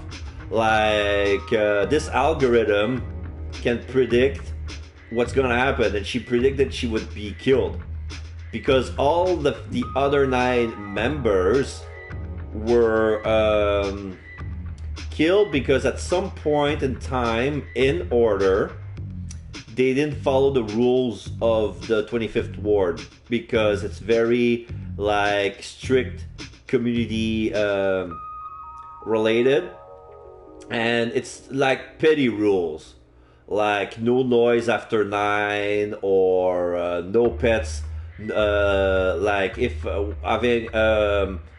having a pet without permissions, stuff like that, taking out the garbage the wrong day. And Goddess was killed because she was mixing the combustible trash with the non-combustible. So basically, she didn't sort out her garbage while taking it down outside, and she got killed for that. So they were like petty rules, but still, like, yeah, the consequences are deadly, so this is weird. So now we're gonna go with Tigiri. 9th of Benin. A dim, dark space, but not too dark. It could even be called a dimly lit space. I was still a kid, and there were many, many other kids like me in this space. We were all made to do the same things. It was repetitive and boring, and they made us keep doing the same work till unconsciousness started to fade. To us children, life was just the repetition of the same simple task, to the point of exhaustion, even beyond that.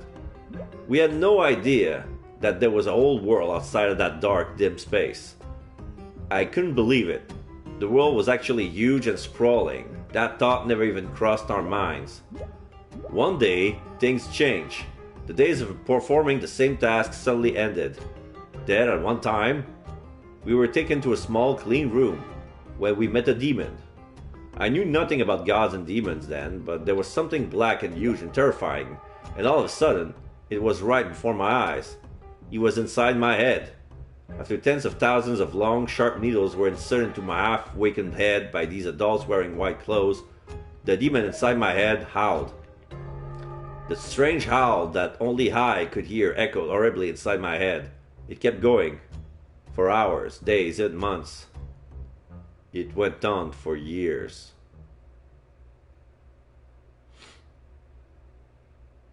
Okay. I don't know who wrote this little blogs, but it feels like it's all around the world, blah blah blah. So now we're on our computer.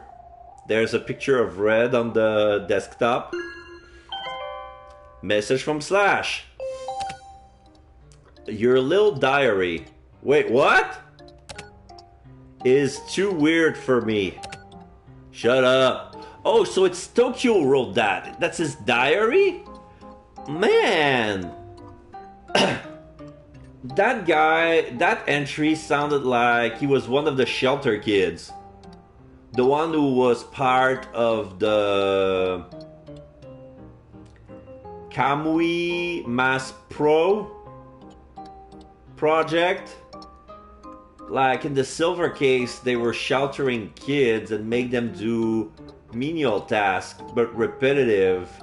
But they were trying to make Kamui clones. Because they were talking about a demon. Anyway, I can't keep reading this. Don't you have anything better to do than fuck around online? I could ask you the same.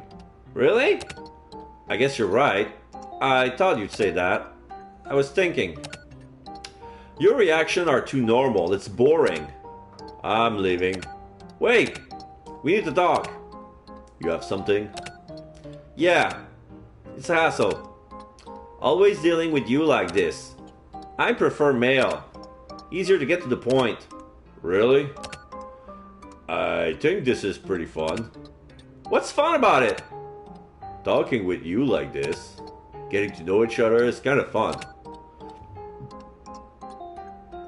Just... Oh, shit, I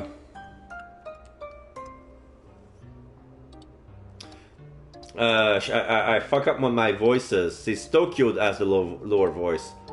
So it's a hassle, always dealing with you like this. I prefer male, easier to get to the point. Really? I think this is pretty fun. What's fun about it?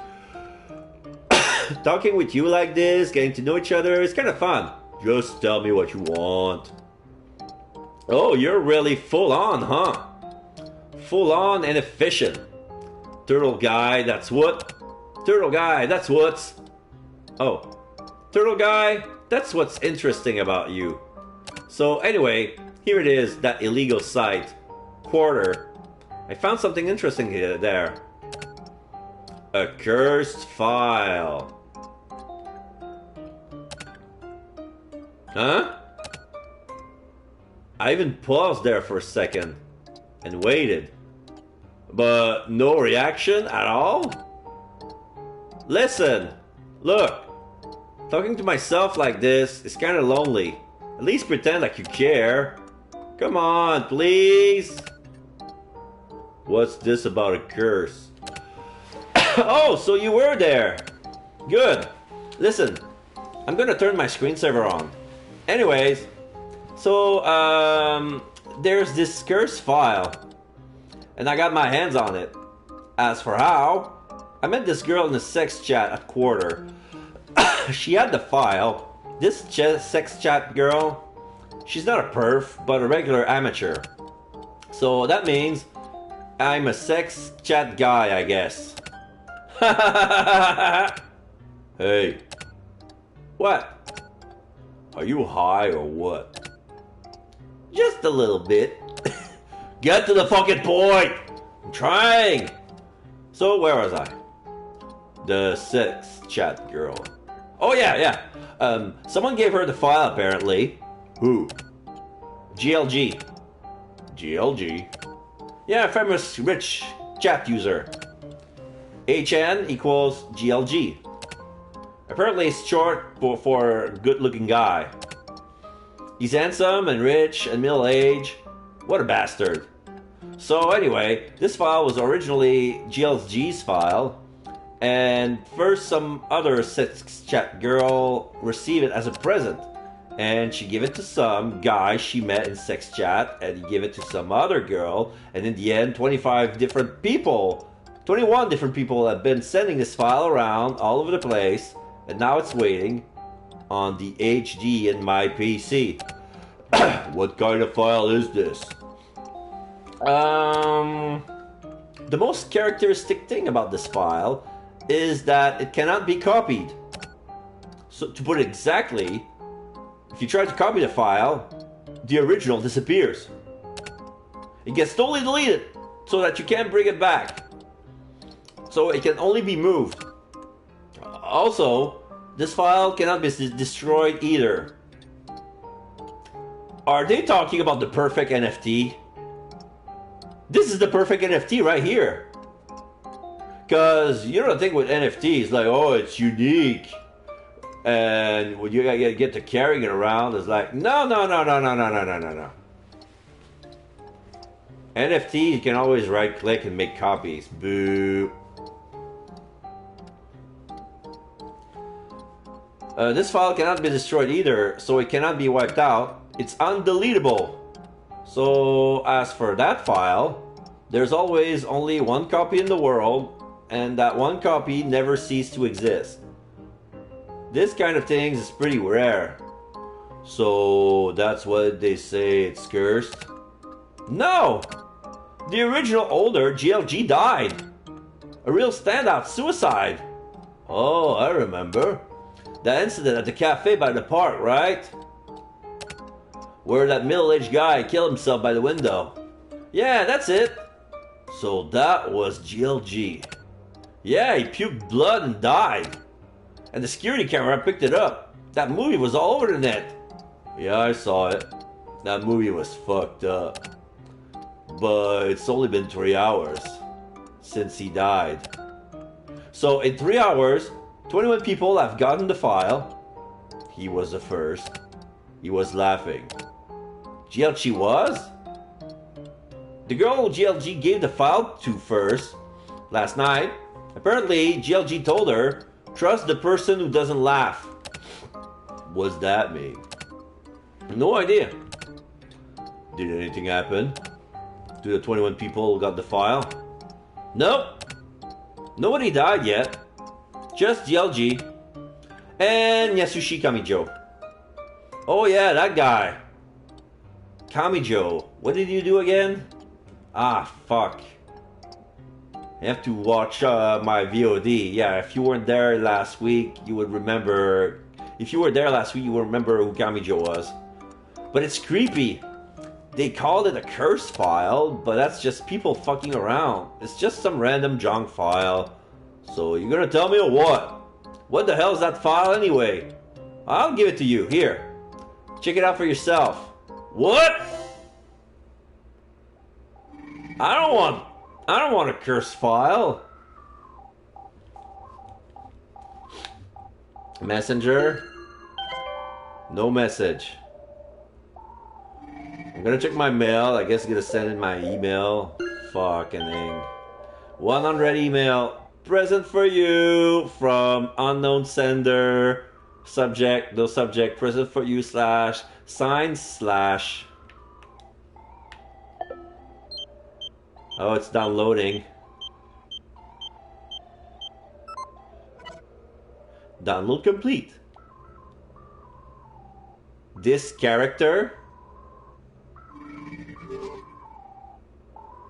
File. Cannot find program to open this file.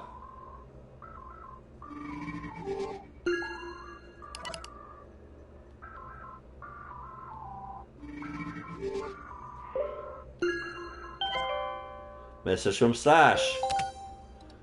You don't have to thank me. / Yeah? Quit fucking around! People who don't laugh don't seem to get jokes. This kanji here. Yeah? Is the file name corrupted? I wonder. Explain! You wanna hear it? You wanna tell me, right? Yeah. Then I'll listen. That file was created by Ashoka Engineering Works. It's a security key. Only a true pro would be able to figure that out, though. You sound like you're bragging. Well, yeah. I was able to figure it out. Nobody else had figured it out yet. So this security key, it's not like a PIN code or a password or whatever. I mean, it's a program, but it's really close to an actual key. It's like key software. It's actually probably even safer than an actual key, since you can't make copies. By the way, the money needed to issue just one of these could buy you a brand new Mercedes. So basically, somewhere out there, there's a door that's locked online that this key will open. It's a super high class key. I don't want it. What? I can see your ulterior motives. Clearly. I'm deleting these files. You can't simply delete the original by itself. I already told you that's how it works. I'll burn it into a CD and throw that away. Oh, that's a pretty good idea. But of course, it won't work. You can't transfer it onto non-PC devices. Oh. Then I'll send it to someone. Do you really have that many friends? I just need to find some random mail address to send it to. Try it then. I don't like the way you say that. You can't send it unless the receiver accepts it. My PC accepted it automatically. That's because I know how to tweak your PC, dum-dum. That shit's illegal. Listen, if there's one thing you can do, it would be to simply destroy your entire PC right now with all the files on it. What the hell? In that case, I'll just ignore this then. Let's look into it together. For what? Come on, buddy, because it sounds fucked up. This file is hella fucked up. What a crock of shit. October 11th, 11:15 a.m. Tokyo's boat.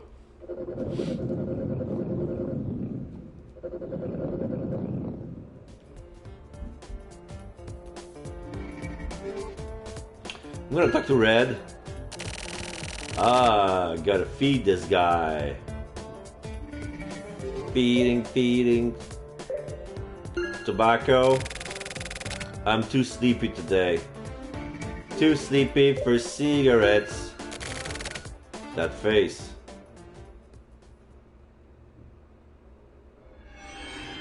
Oh, this is the guy that... oh, this is GLG? Oh yeah, it's the guy from the second chapter. He drank some coffee. Kami Joe, he drank some coffee and then he puked blood. Blech.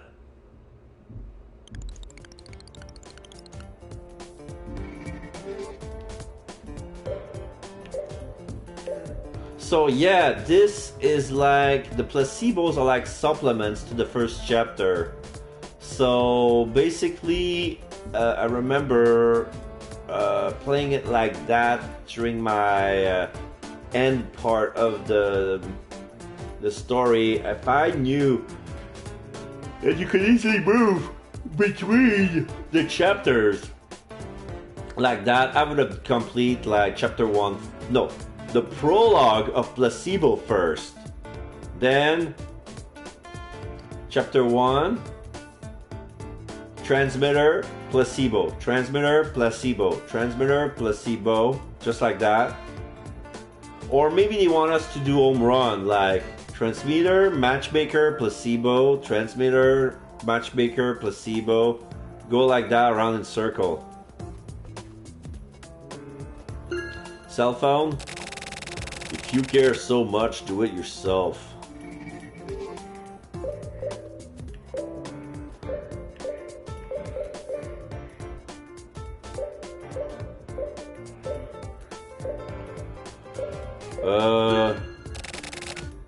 It's like, no, whatever, forget it. Shit.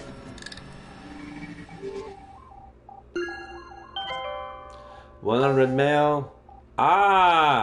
Today's word.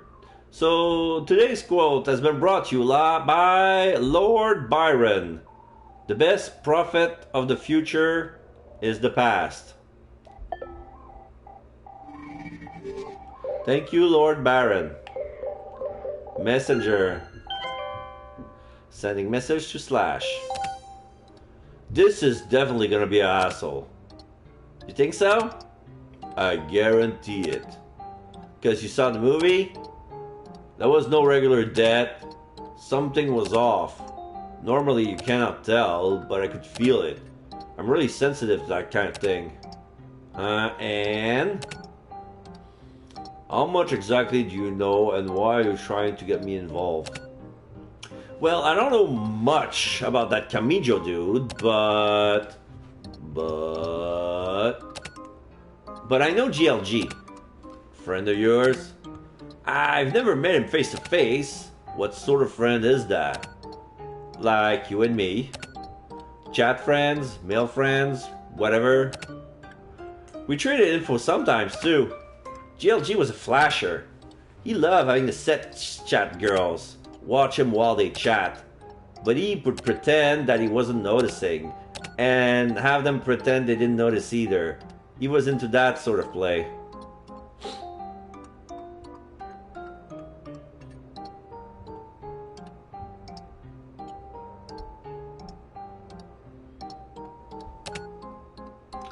What a complicated pervert. Everyone's a pervert, you know. What? Anyway, I want to look into what GLG left behind. I just sent you a mail. Again? There's a link in it with the diamond shape on it. Click on it, fucking dick. What? Fine. You have 100 mail. Click this, signed Slash.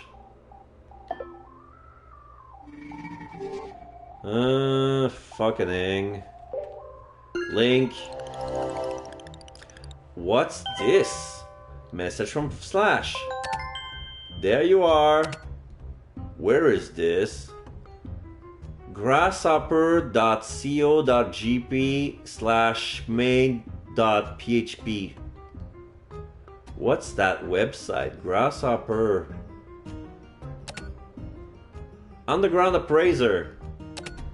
Where you get keys and stuff appraised. Oh. They're gonna ask for the bat room from the WCs. And then they gotta get the key appraised. Yeah. This is the website version. It just looked like the website of a convenience store. Click on order here. Hello and welcome. This is some sort of anime girl dressed like a maid who just popped out. She looks like an avatar. How may I help you? The password is let me use the WC. WC? WC. Let me use the WC. Okay, show me the. Please kill the. May I live in the. I want to use the. Let me use the. Go ahead. Go through the door in the back, take a right, don't go to the fourth door, turn to the first hallway on the left, then keep going straight until you take a right at the intersection. Go to the second door and you'll get into the staircase, so go all the way down and go through the emergency exit on the right, take the stairs all the way up to the top, and you'll hit a T-shaped hallway and you'll find the VC just past that.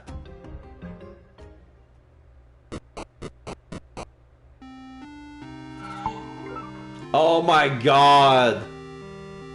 This is like a dungeon crawling, so I have to do the same thing, but instead of doing it live, I have to go to the website, so it's like a mini game.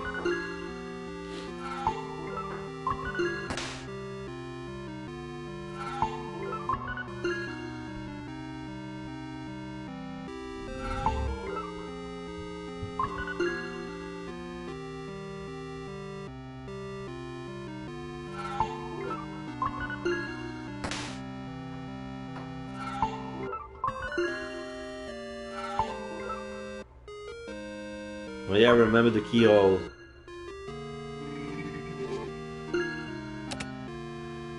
There are 4 keyholes, you just need to put the right password. The passwords are Siryu, Suzaku, Byako, and Genbu. The order is southwest, northeast. So Suzaku,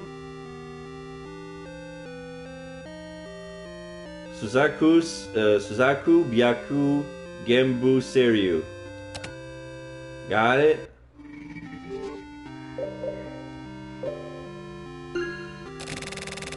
Hello and welcome. Password, please. I'm gonna say Suzaku. Oops, that's a V.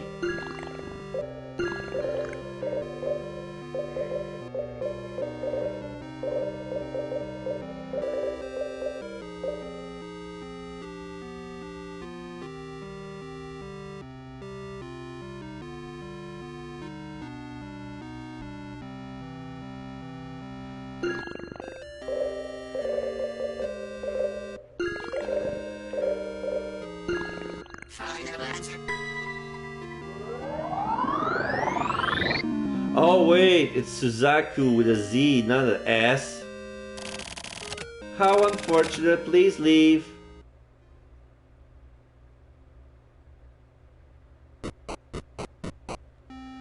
Start over.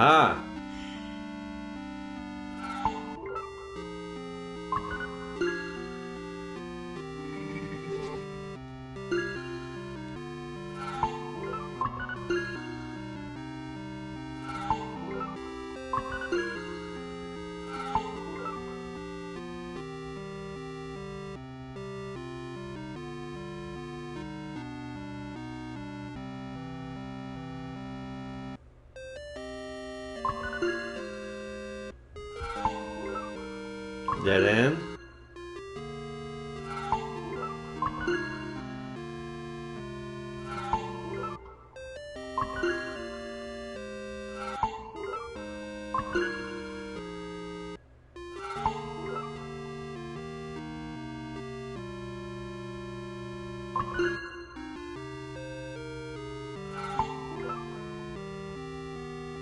Was I there before? That's the same keyhole, right? No? Okay, so let's go with Byako.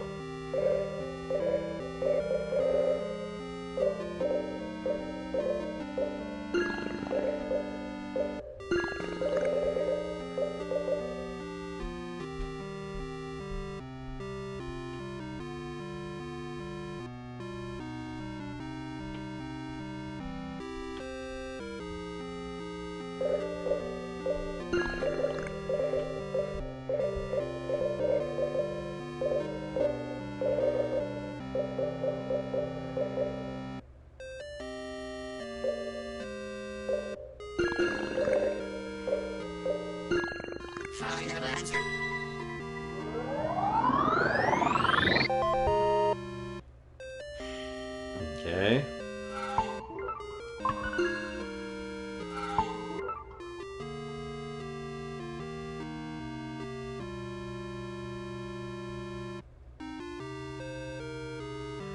Oh shit, I gotta bring fart. Where was it again? I didn't pay attention to the instruction.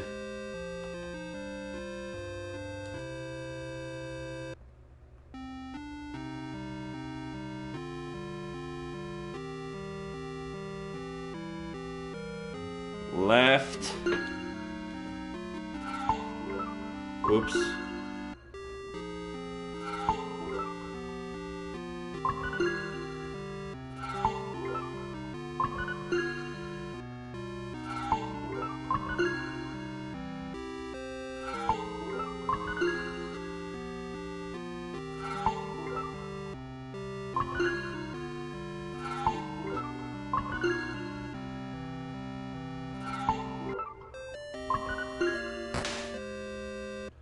Oh, I'm going down. This is the right way.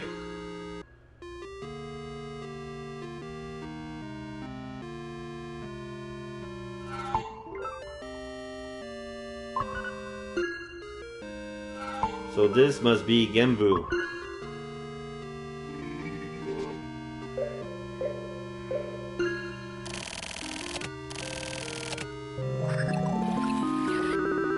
Yeah, 5 letters.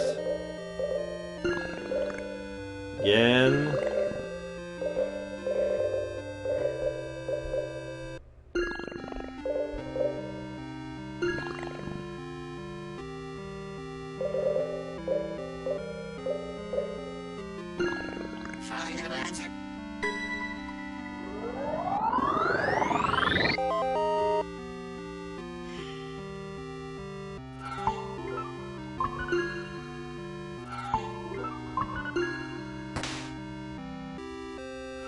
Then go up the stairs. This is the VC, so then it's Siryu.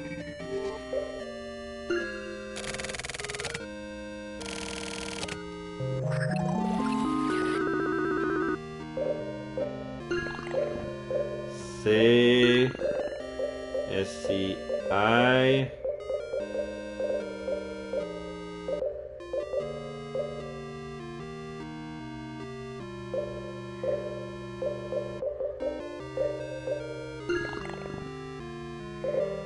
R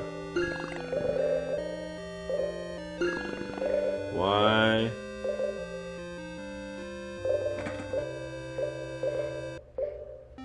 U.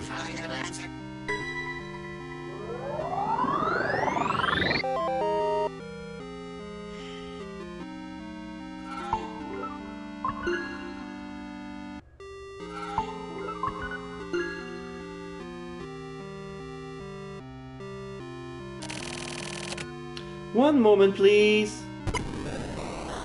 Now the door opens. So yeah, this is the digital bat room. Huh? Looks like it's crowded today. What's crowded? Oh wait, looks like it's your turn. The toilet lid opens. My apologies for the wait. Next. Okamoto. Welcome. My name is Okamoto. I'll be your praiser today. Thank you very much for coming all the way here today. It's a rather squalid place, but please make yourself comfortable. Feel free to make yourself at home. Home? How? So, which course will it be? Course. You're aware of our system, yes? Whatever. It's a bit of a hassle, so I'll just take your key. What do I do? Please upload your security key. Oh. The file. Uploading file.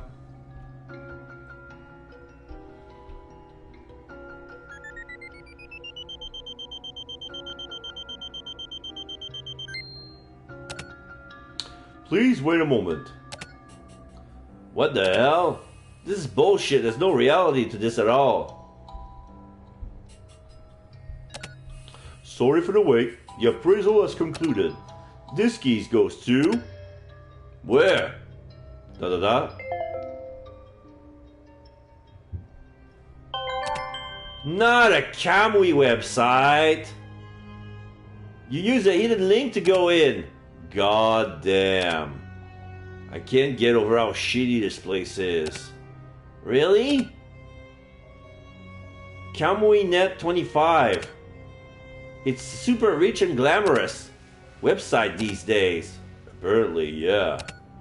Either way, the kind of dickheads using Kamui's name I've always been pieces of shit. You're sensitive about Kamui, aren't you? Where's the hidden link? Just try clicking around. Where? Around there. Come on, open fucking sesame. Username blank, password blank. And the username is my handle name. So slash.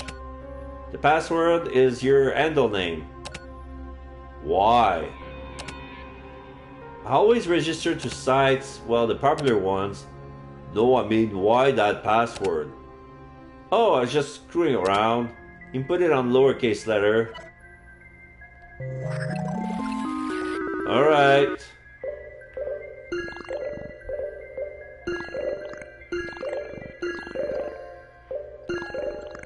Turtle.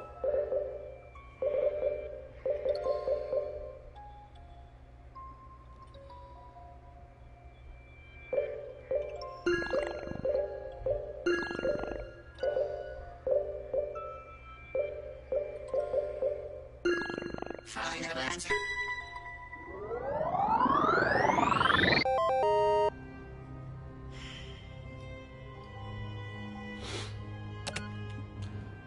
You are a child of God's majesty.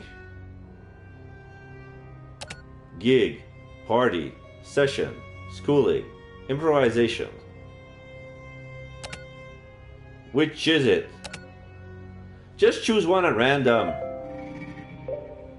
Okay, improvisation.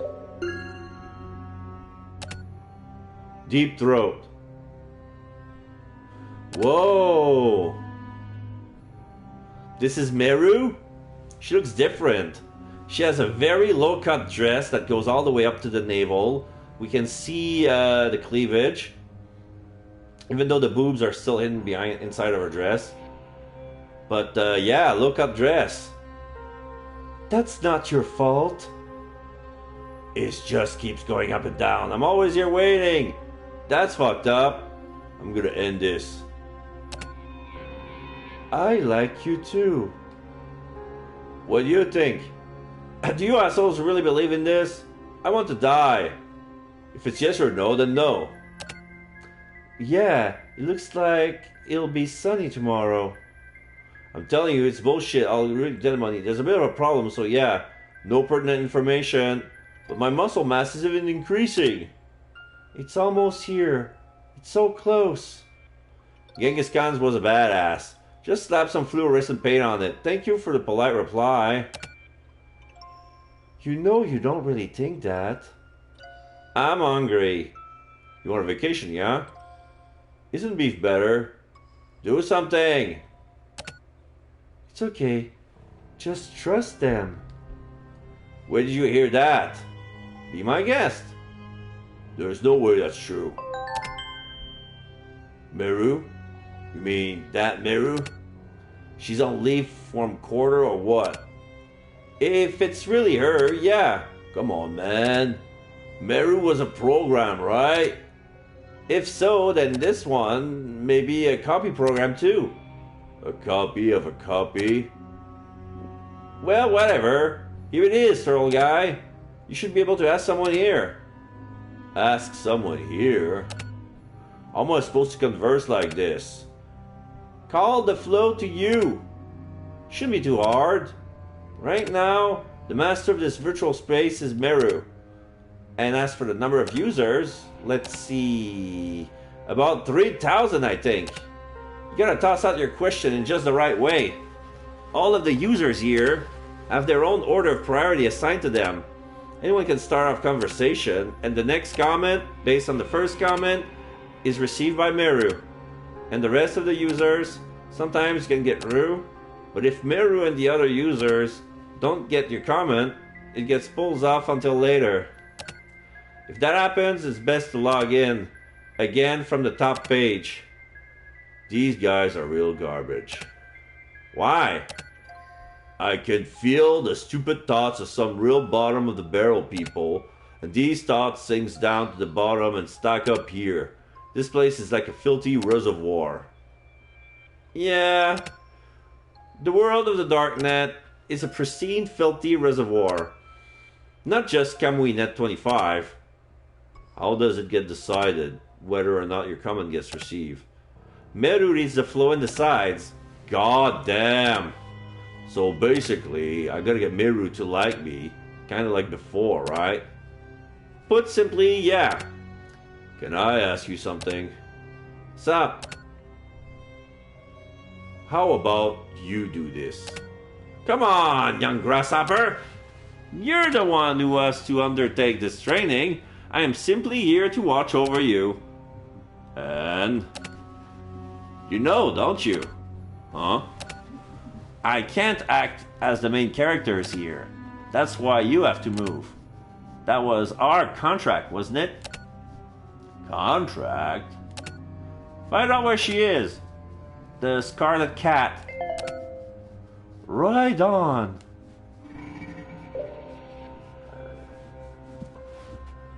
I want to know about the Scarlet Cat. The appraiser told me to come here. My problem is the key. Yeah.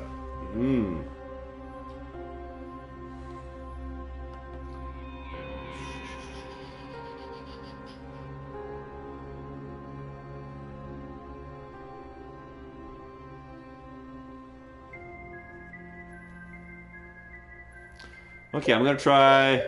I want to know about the Scarlet Cat. It's so cold, it's a hassle. I want to know about the Scarlet Cat. Okay, I'm pick. Why is it final? Root canal, that sucks. If you can zip it all, it will be fine. It's really cramped out, I'll clean this. What about the red cat? Scarlet Cat? Okay, I got it. How can I meet with this cat? I'm looking for a place to use a key. Someone here should know. I'm gonna say I'm looking for a place to use a key. That will get the attention. Sounds like it's camouflage. I'm looking for a place to use a key. Maybe I'm holding it wrong, but my pinky... Scarlet Cat, you mean the rare item collector? I haven't seen them recently. It's so dark I can't recommend it. I can't handle that much. I see. It's sort of a funny place. Tell me where? Yeah. So basically, they're like emulating Twitch chat. Or in this case, since it's in Japan, Nico Nico Live. Tell me where they are. Rare is where. It's enough to make my blood boil. I got no idea. In the tiny shrine, secret forest, mate. Seriously? Cooped up in the tiny shrine? Scarlet Cat retired, right? Scarlet Cat's making hella money. I heard they were making money running an item dealer. That's right. The rumor is true.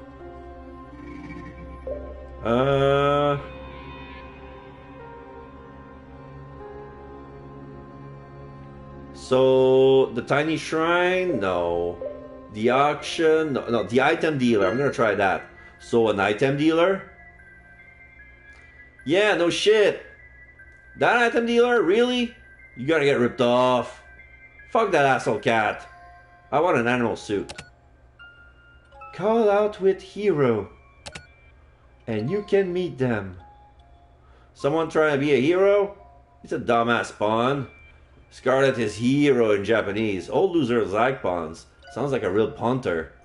Sup, baby nuts? Looks like it's all set. All set? Yeah. What? Did that work? Yeah, like a charm. You're pretty good at this. Good at what? Making the flow. What's an item dealer? Let's go over there. So you'll figure it out. Is that an order? We don't have a leader slash follower dynamic duo, do we? So no, it's not an order.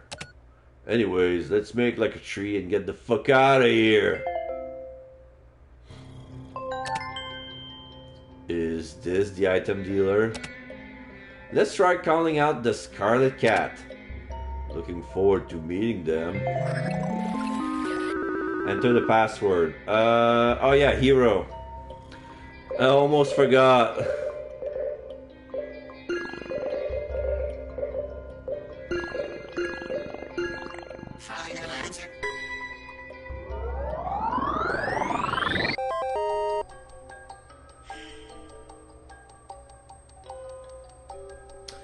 There's some sort of guy inside of a cat uniform.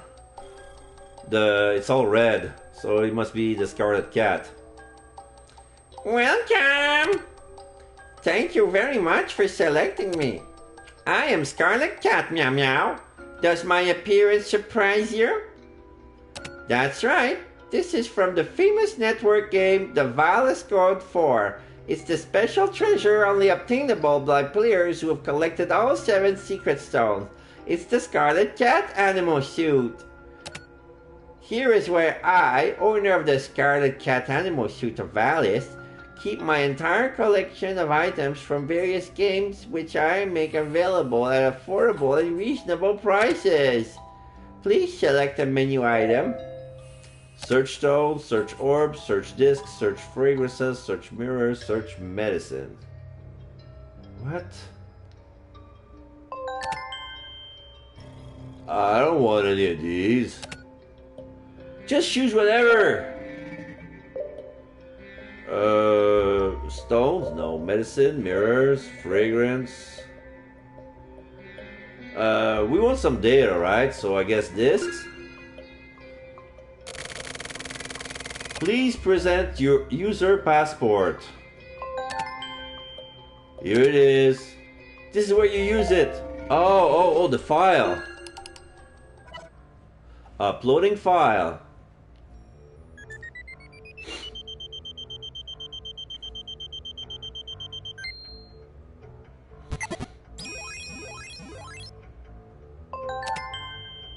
So you're here, you're finally here. But what I know is limited. I used to work with him at the same company. That's all, I'm afraid. Chat. Oh, so I have to input here. Oh, by him, do you mean Kami Joe? That's right. Of course I do. I had the feeling we might die soon.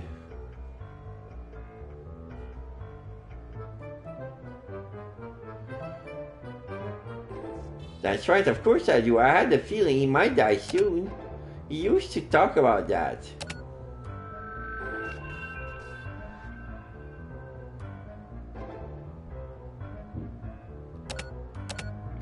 About what? If he were to die, then someone would bring the key here to me.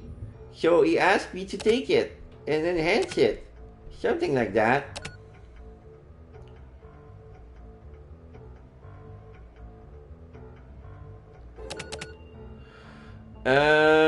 Were you friends? Were you friends? Not at all. Actually, the Scarlet Cat animal suit used to belong to Kamijo. I borrowed it from him. In exchange, I told him I'll enhance that key. That's the contract we had. It was about 3 years ago. We had a business-like relationship. The hell kind of business is this? Thanks to that, I was able to gain fame.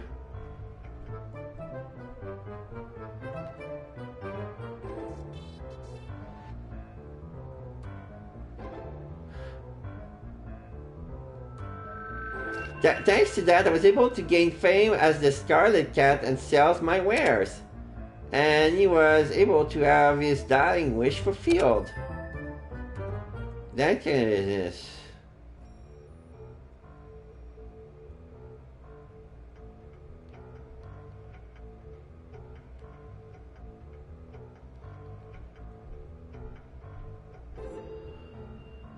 Thanks to that, I was able to gain fame as some of my wares, and he was able to have his dying wish fulfilled. That kind of business. What was Kamijo? How stupid. You can't just talk about that sort of thing online like this. I'll be killed immediately. The log always remains somewhere. I can't... He was doing pretty dangerous work. Way back then. Way back when.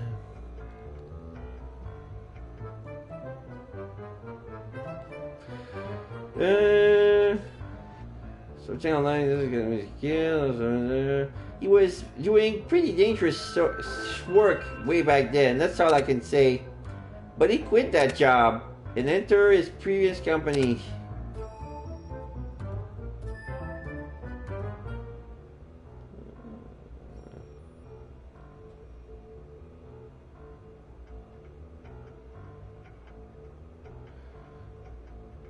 He was doing pretty dangerous work way back then, but he quit that job and entered his previous company and tried to reset everything. I guess he succeeded at least somewhat.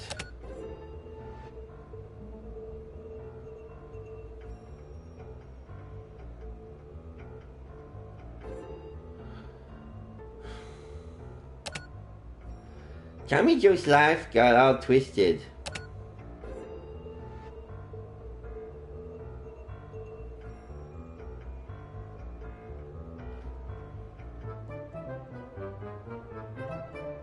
Kamijo's life got all twisted. He started doing all sorts of strange things. Apart from that, but I guess...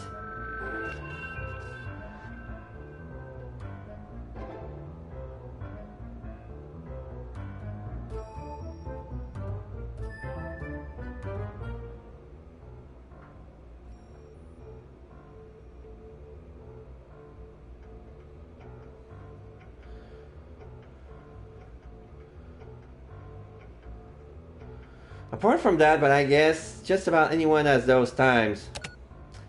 Am I wrong? What sort of strange things? Wearing a cat suit, selling items, things like that. That's just an example, based on myself. As for Kamijo, he was into a lot of really weird things. His biggest interest was probably Machiko. Machiko? Yes, contract lodgers.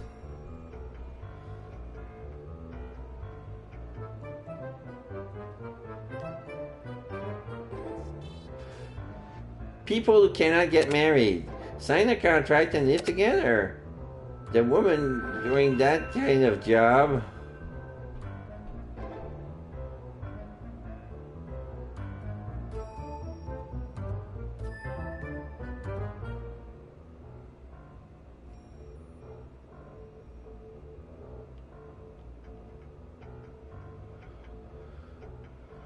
Machiko contract lodger. Sign a contract and live together. The women doing that kind of job. Oh yeah, remember. Yeah, the contract lodgers. Arranged marriage. These are called Machiko. Kanjijo's Machiko was apparently from the shelter. I don't know if it's because of that.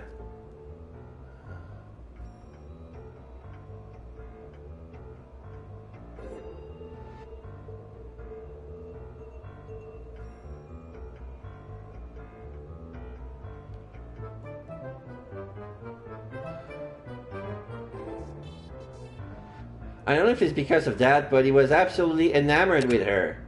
The shelter? Well, don't worry about the shelter. I've already said too much anyway. I'll be going now. I'll enhance the key and send it back. Please take it.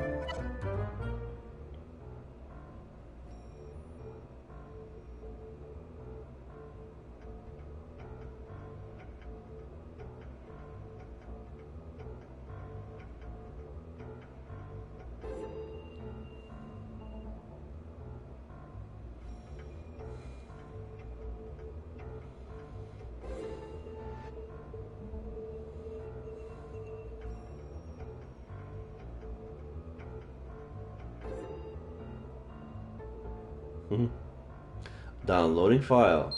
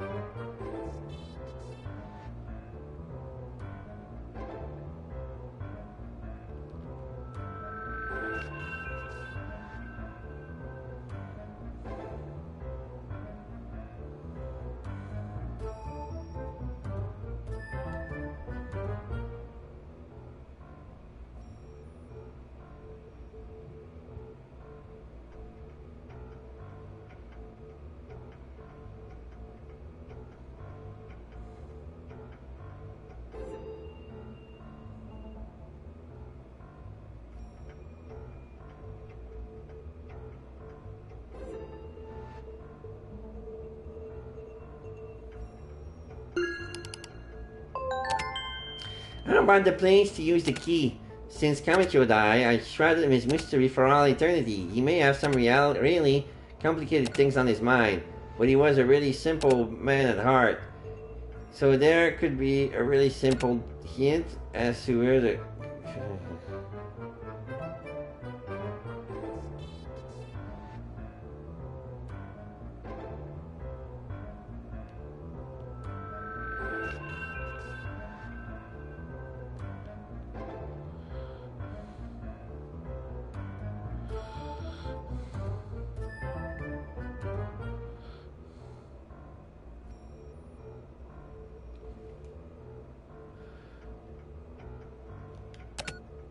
By the way, you won't be able to use the appraiser again. The enhanced version of the key cannot be appraised. Okay, I've said what I wanted to say. I'll be off now. Please don't come here again. Goodbye.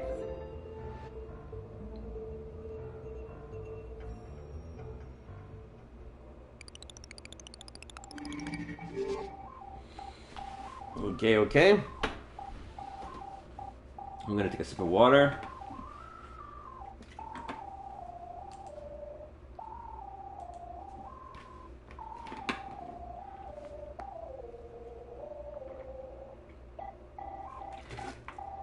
Okay, messenger.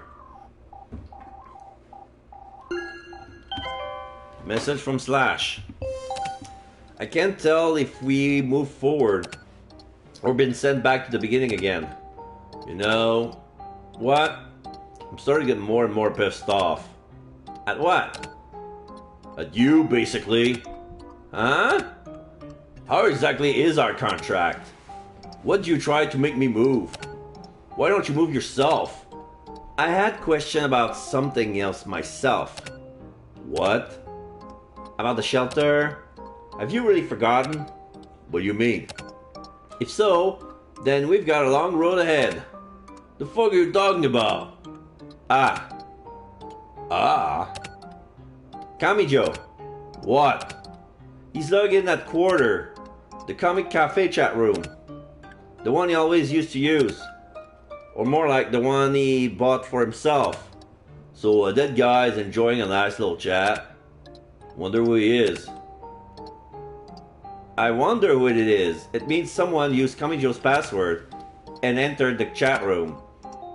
Look, just explain this shit simply, okay? Can we talk to them? Yeah, it's easy. Log into Quarter. Username is GLG. Password is good looking guy. You can use whatever handle name you want.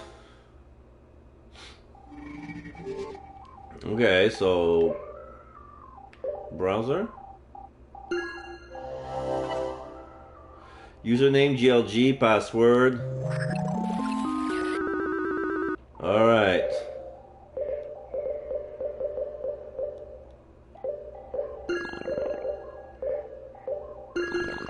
Good.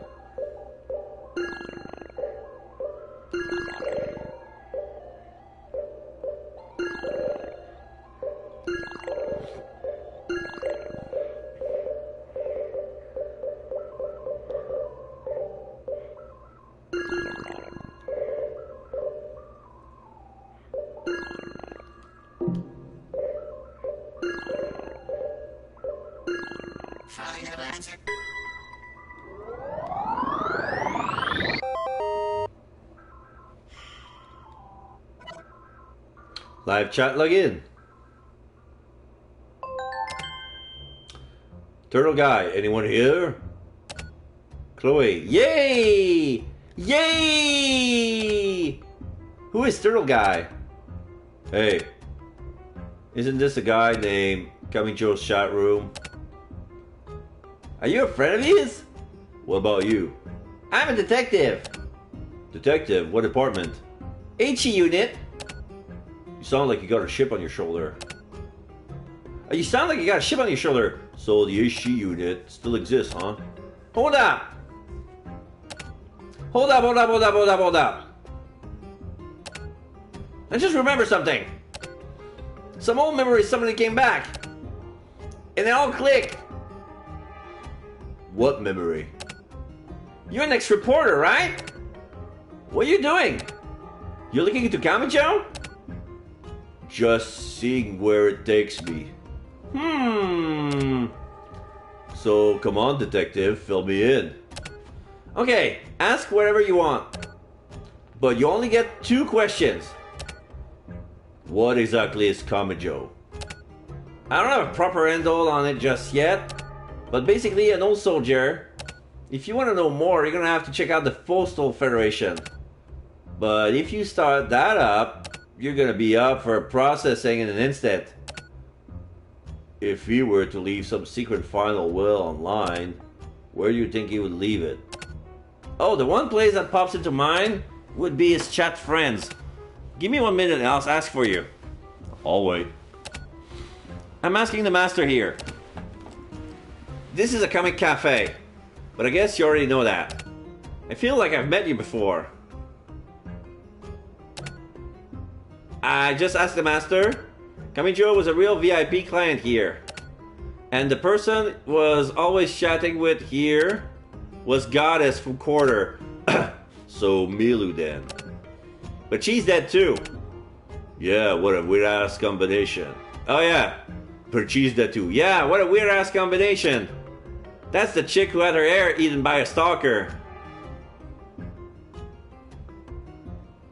Is that how she died? Somebody choked her with her own hair? She would take any kind of fucked up pervert request and fulfill it. I see. She used to talk with Kamijo. Here in this chat room too. She probably made some really good money. I feel like things are starting to come together. Well, good for you! Oh yeah. How can I meet with Machiko? You only get 2 questions. You did it on purpose, huh? See you. Thanks a lot.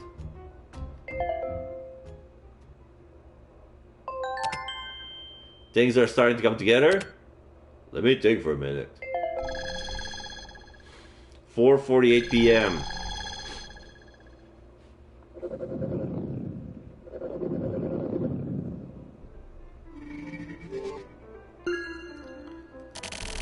I finally come to realize what part I'm supposed to play.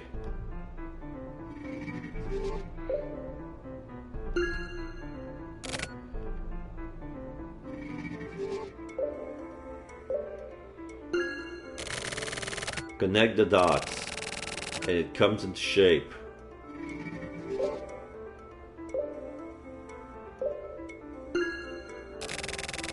So I'm being lured in by a dead guy and a dead girl.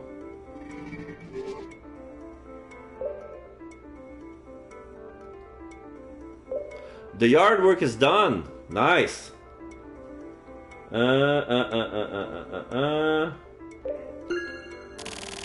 Kamijo and Milu. There are still more dots. I'll find them.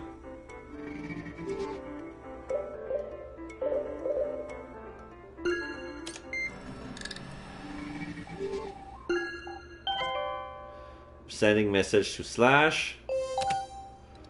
So Kamijo was using quarter, right? Yeah. Goddess or Milu as a repeater. Looks like it. What about the other perfs? He may have spoken with them too. Like Meru and Miru. It's possible. What do you think? What do you think? GLG was the head of a small tabletop gaming club. He was good at making up rules, so he probably created this whole thing himself. The mystery is made to be solved like one of those wired and string puzzles. What we're dealing with is clearly around a level 4 puzzle, so it's basically a somewhat hard difficulty level. Check to see whether Meru or Miru and Kamijo had some sort of relationship. Okay, boss.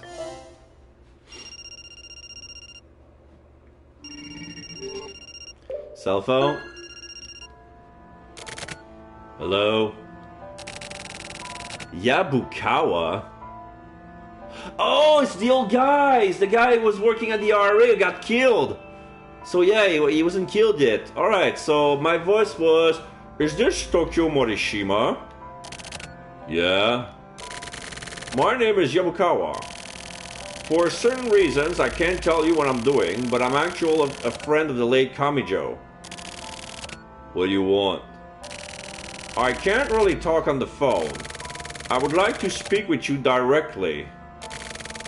Well, that's very vague. I know. How did you get this number? Regarding that, I can't really explain. I don't get it. Anyway, I want to meet with you to speak tonight at 9 o'clock. What do you say? Where? Just outside the 25th ward.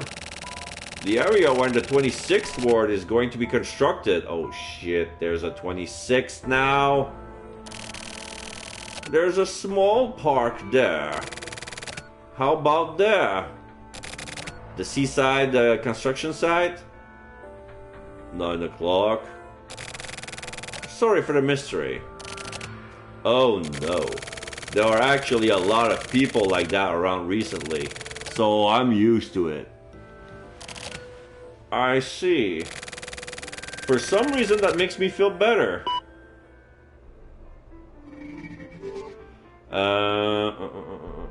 PC again? I don't know. This feeling, I felt it before.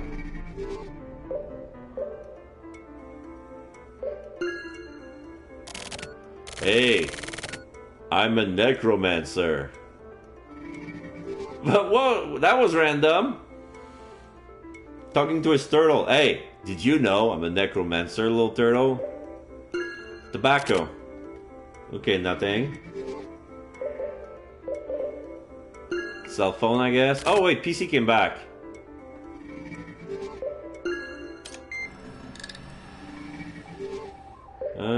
Messenger.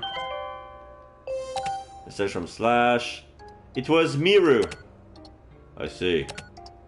Looks like GLG is luring you in after all. What do you mean? The PC was using... I used an online scanner to check it out. I found a special fast pass he was using to be able to chat with Miru. Then I'll humor him. What, you got all motivated all of a sudden? I'll talk to Miru. The password is Kamijo. That password sounds just waiting to be stolen. But for some reason, you have 7 points left. I guess I got 7 minutes to get this sorted then. Looks like it. Username GLG, password. Alright, Kamijo.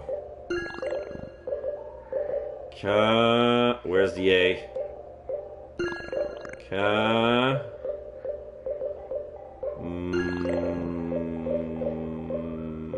Me. Oh! Final answer.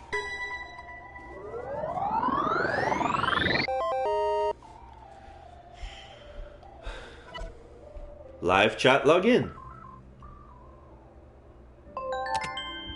6 points remaining. Welcome back, Master. I'm back, Miru.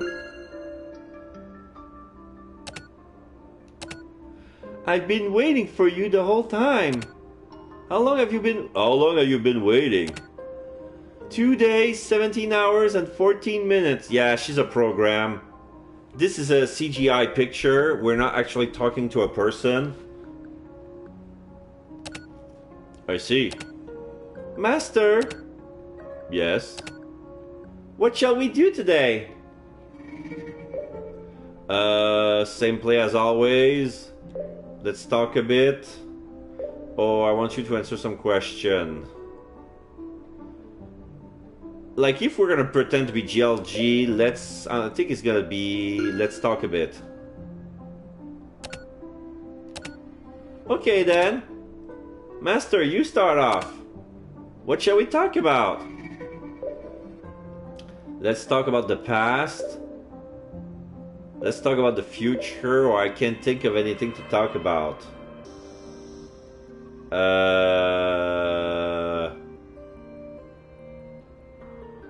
Fuck it.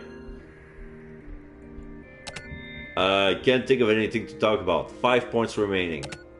In that case, do you have any questions? Yeah. How much longer are you gonna keep this up?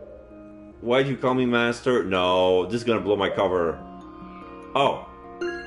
Are you happy? Yes, I'm very happy. Because you made me, master. I don't care if people think I'm stupid.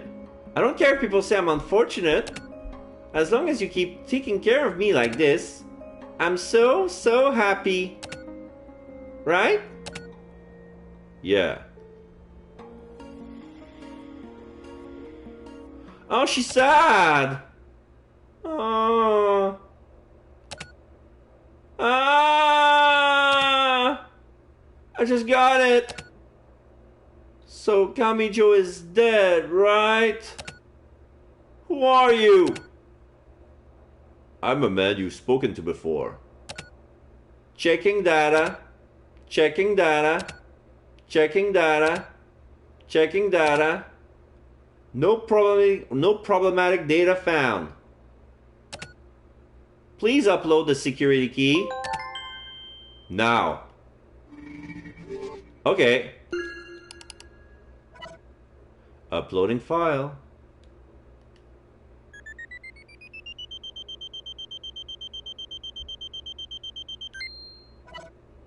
Upload complete.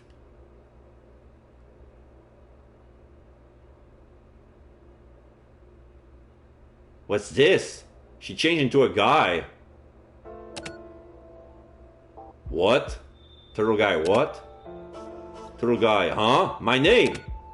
GLG, hey. Oh, so here comes the real Kamijo. No, this guy's a conversation program too. Either way, you've made it this far. Which means that I'm dead. I have no regrets. But there's something I need to know about. The girls. One is a professional woman, but she's already dead.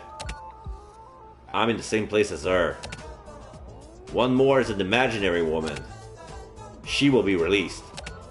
She's a fabrication, but even so, I fear her the same as the other women.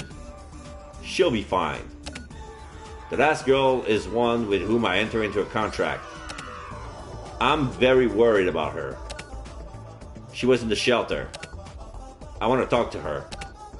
I have a favor to ask of you. I want you to tell her to come here. Will you do this for me? So a dead guy wants to talk to his woman and chat. That's right. You probably think this is stupid, but that's all I want. You'll be paid for your services, of course. A request from a dead man. Sounds like a job perfect for me. What do I do? Da da da.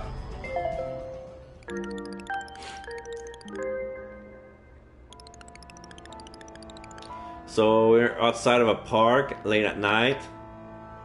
There's a swing set and a slide. 9:30 p.m. at the park, the Canto suburbs. So we're outside the 25th. So we're in the park of the soon-to-be 26th ward. 9:30. Looks like I've been stood up.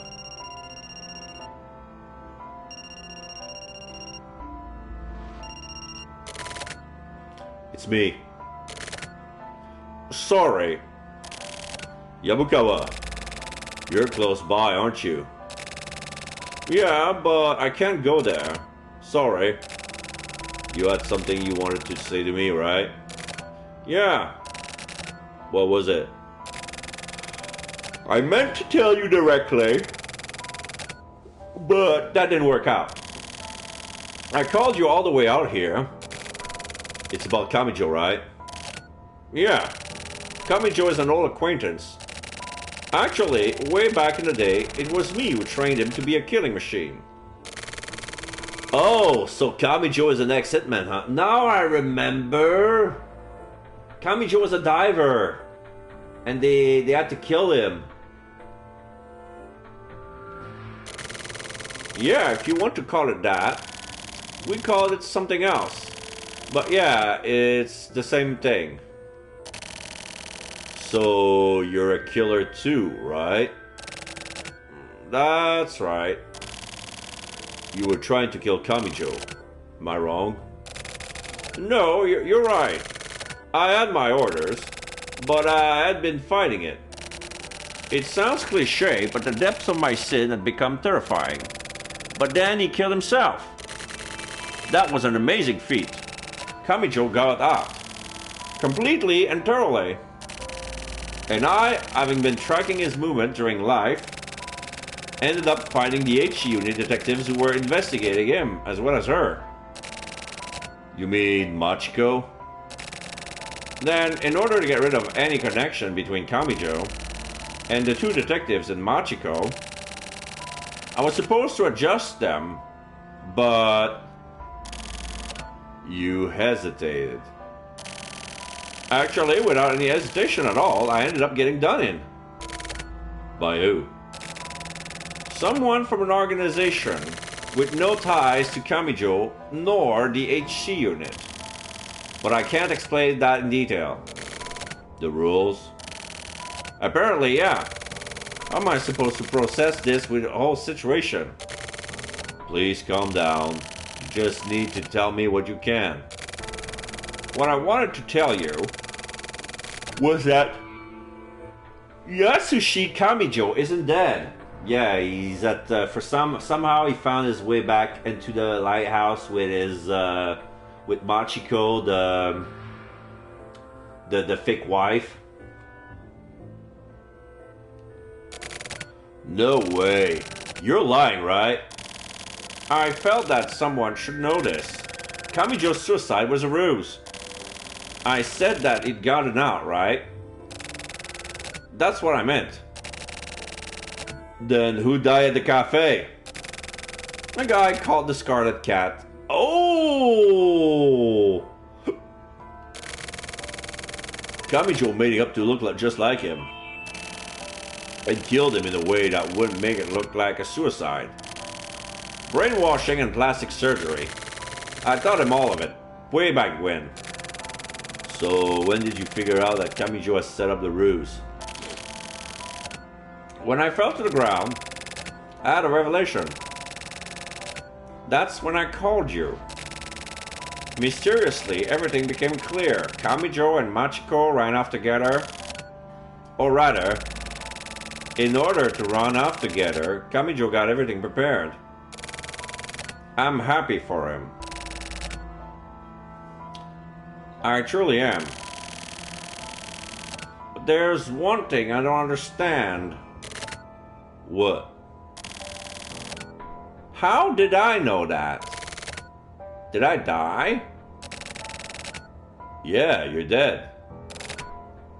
Oh. Da-da-da. Okay. Finally makes sense now. I feel calm and at peace. So, this is death. Thank you.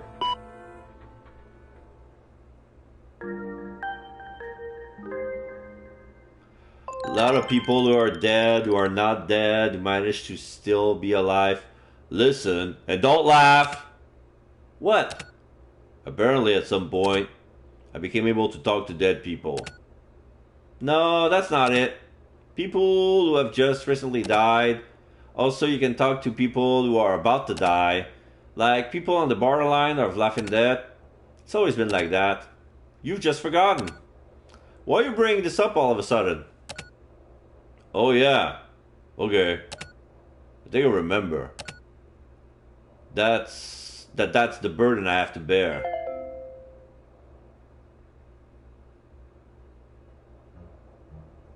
Twilight of Maldives.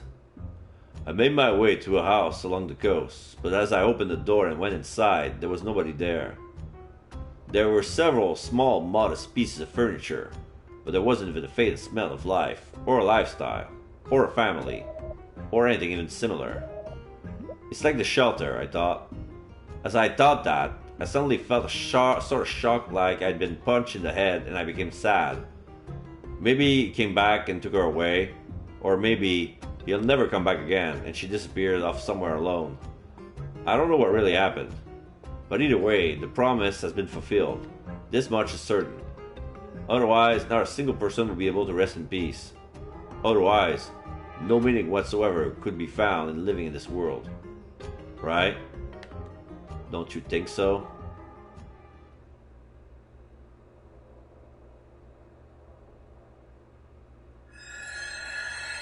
Huh. So this is the end of chapter Tigiri. Yogore is coming soon. The 25th world. Around the world in a day. Okay.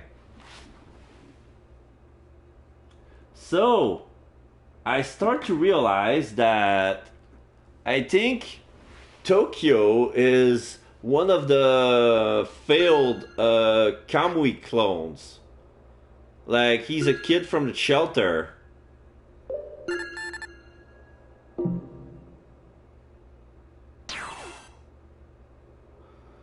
We have time for one more. Yogore.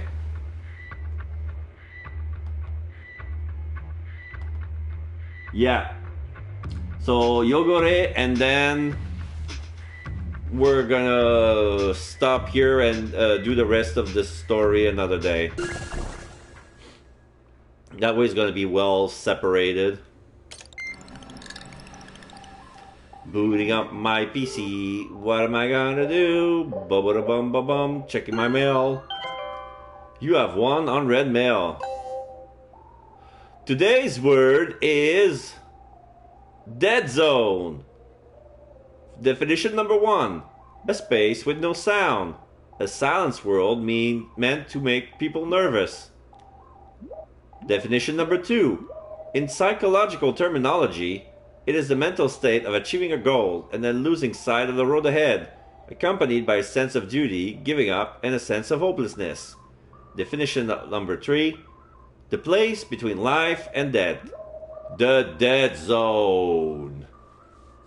When you can talk to people around there between life and death. They're not dead yet. No, they're not. They're way past being alive, but they're not completely dead yet. They're still not no more.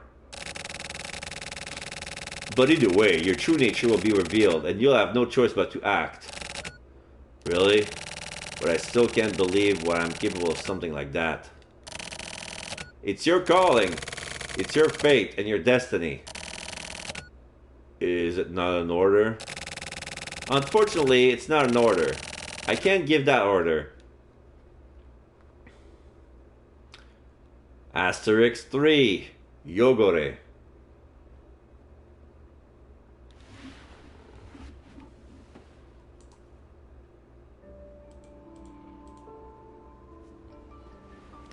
Stars of Koblenz.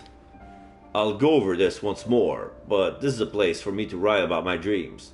This place is saved on an online storage mechanism and the text is open for third parties to read freely.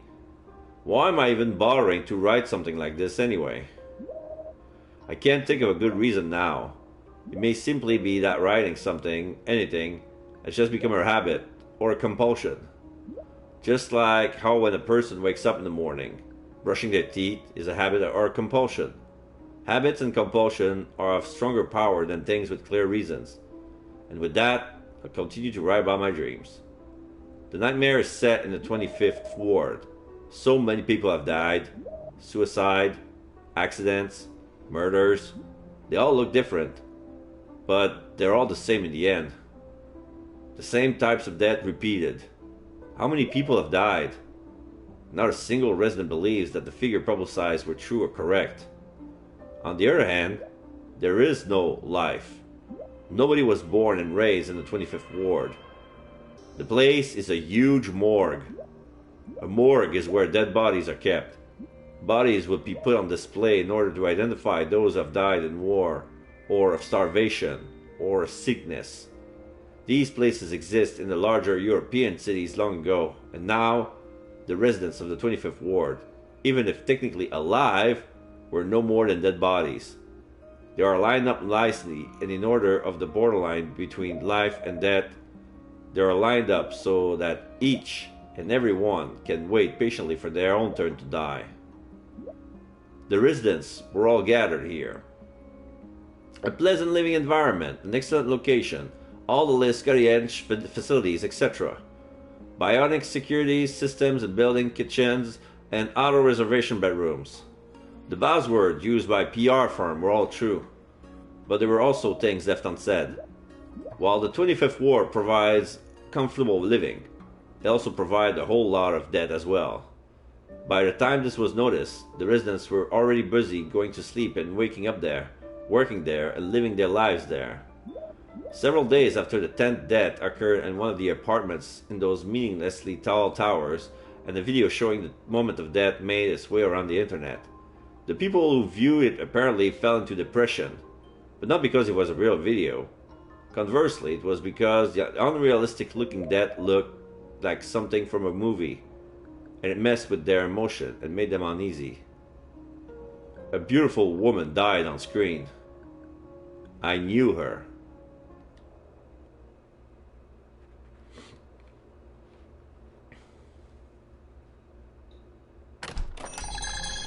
Oh, we're outside. Bar Sumire on the 24th Ward, Area C4. Oh my god, this brings me back. They made a 3D environment of Bar Sumire. This is my seat. Whiskey. Hostess. She's a nice brunette with dark lipstick, with short hair. Is Scotch okay? Anything is fine. Order like that, and I'm gonna give you the most expensive one we got. Are you from around here? Not anymore. This place used to have a different name, right? So you used to be a regular, huh? Yeah, the barman was different. Was an old gay guy. It was called Jackhammer. Yes, Jackhammer. It was called Jackhammer, wasn't it? Yeah, I bought this place with all the furnishing. Did you know the old master? A pervert. That's about all I can remember. Shut up. Shit. Me too. You're funny. No, I really can't remember. There's no way you'd forget that memorable face though, right? Can I smoke here? There's an ashtray over there. Thanks. What's your name? Tokyo Morishima. Ah. Where did I put that?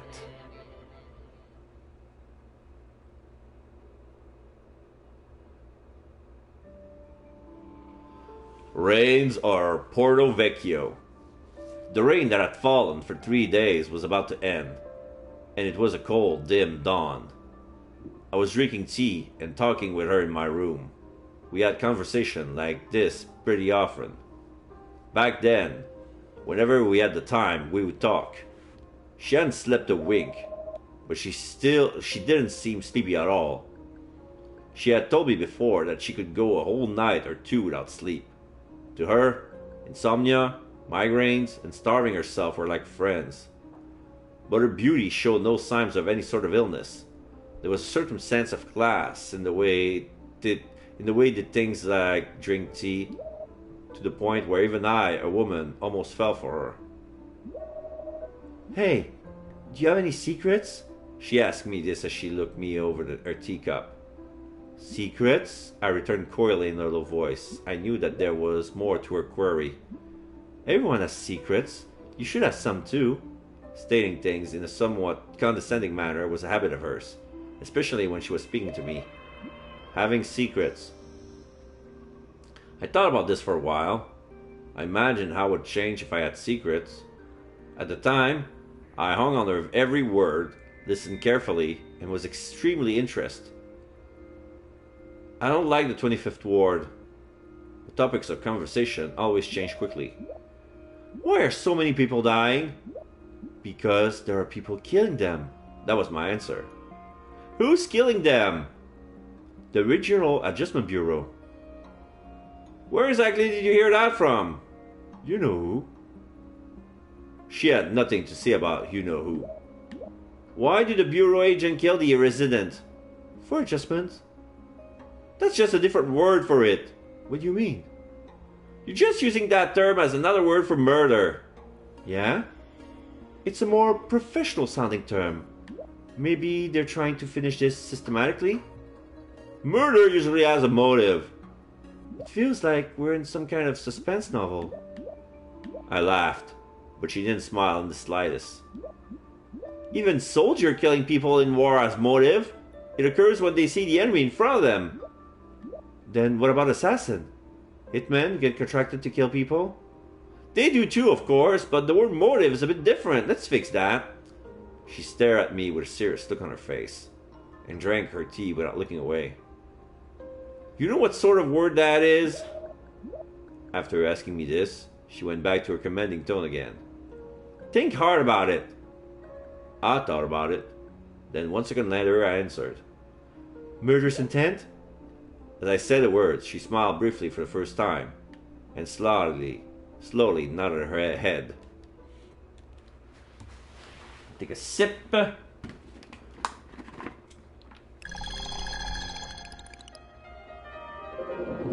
Bar Sumire, formerly Jackhammer, 24th Ward.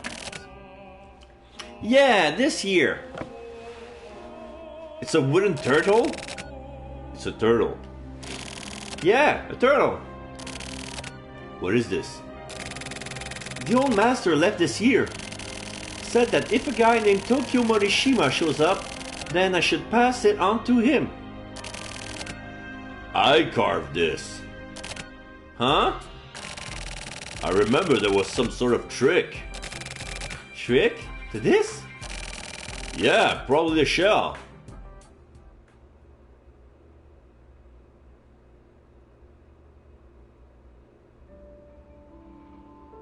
Skies of Jeddah. I wonder what sort of feelings I must have had for her in the beginning.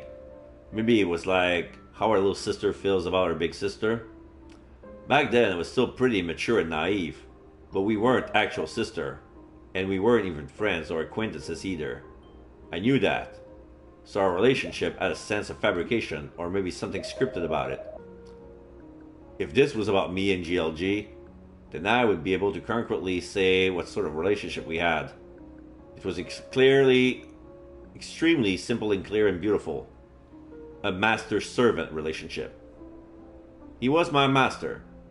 Any order that GLG may have given me, I follow it to the letter, no matter what. It wasn't a bad thing. For me, being controlled by him made me happy. Being ordered to do something and then having to fulfill that order was pure bliss. She was ordered by GLG to be in charge of my training. He told me, think of her as a big sister and learn a lot from her. So I did my best to follow her orders.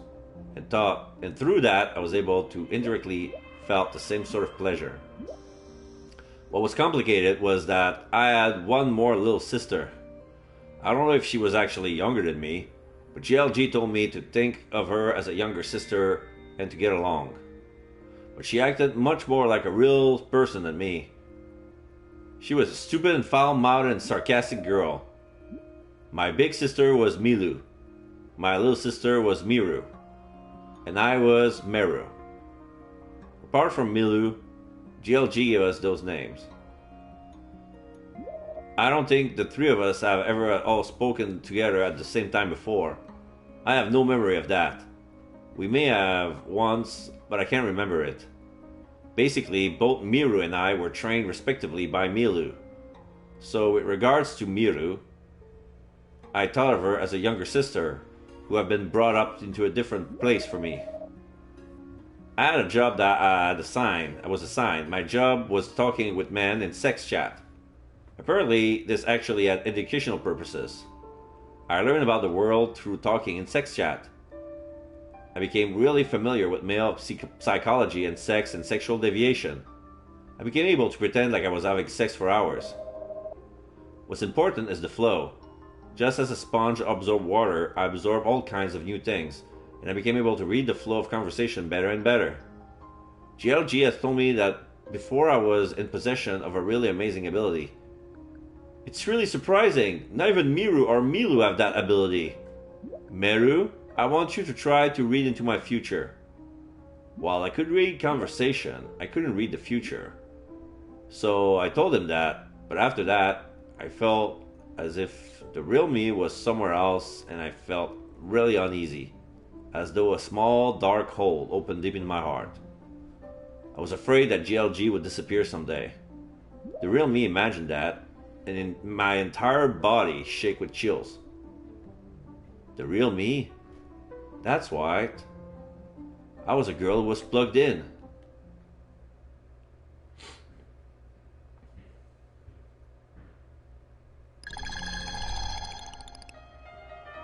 Back to the bar Smire.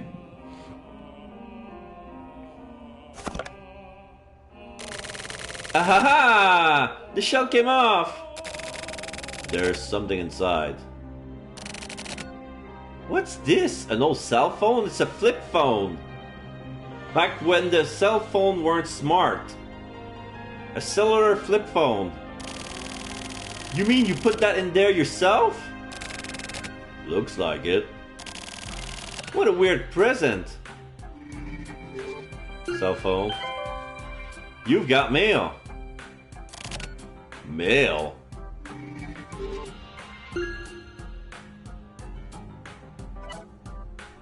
The mail function is locked. Input your lock number. Oh, fudge.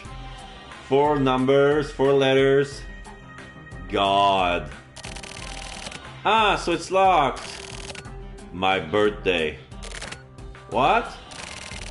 I use my birthday for PIN codes.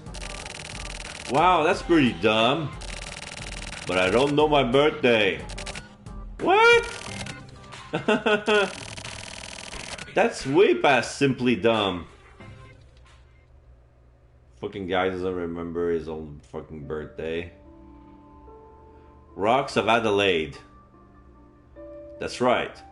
Since I was a girl who was plugged in, the real me had never met Milu or Miru in person. I simply spoke to them through the monitor all the time. It's the same as how I would talk with the sex chat clients. The only communication I knew was done using a computer and was constantly connected to the internet. No. Those are called VTubers. Know the difference. Miru was in a similar position to me, but I don't know whether or not she too was a girl who was plugged in. To me, it was something I don't need to know, as well as something I don't want to know. I feel like I should talk more about the past once more. Oh yeah, I'll write about the first time I met GLG. The first time I met GLG, I was still the real me, with an actual physical body. But that physical body was bereft of emotion. Okay. So those are like digitalized souls.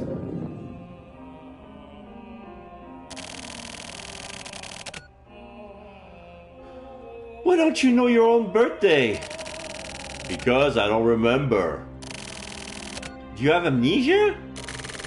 I've never had much memory of when I was a kid.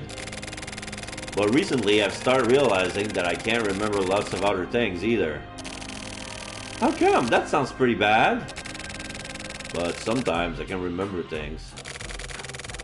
Like what, for example? Like this bar, for once. Oh, this place?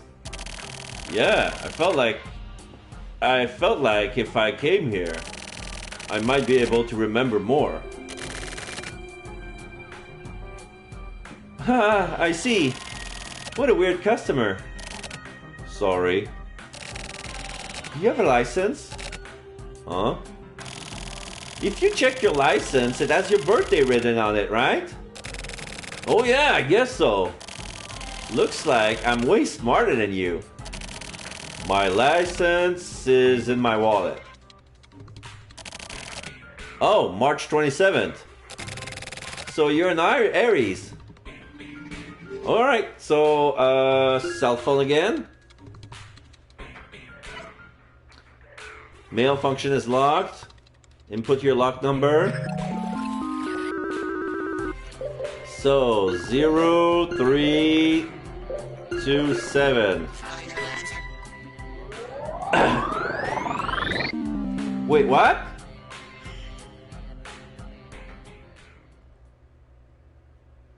That's not my real birthday?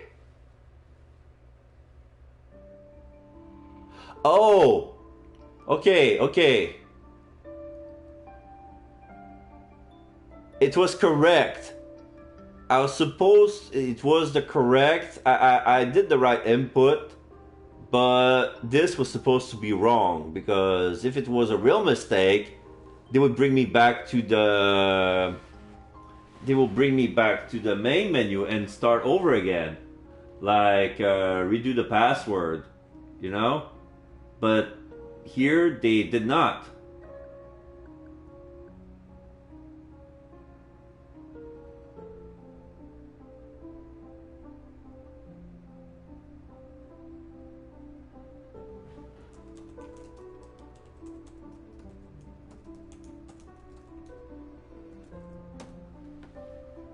Sorry, there's family who's calling me. Little text message. I might get a phone call today. Probably tomorrow.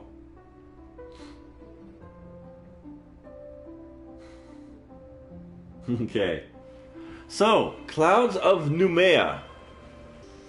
I was born in the 24th ward and brought up in the dark underground space called the Shelter.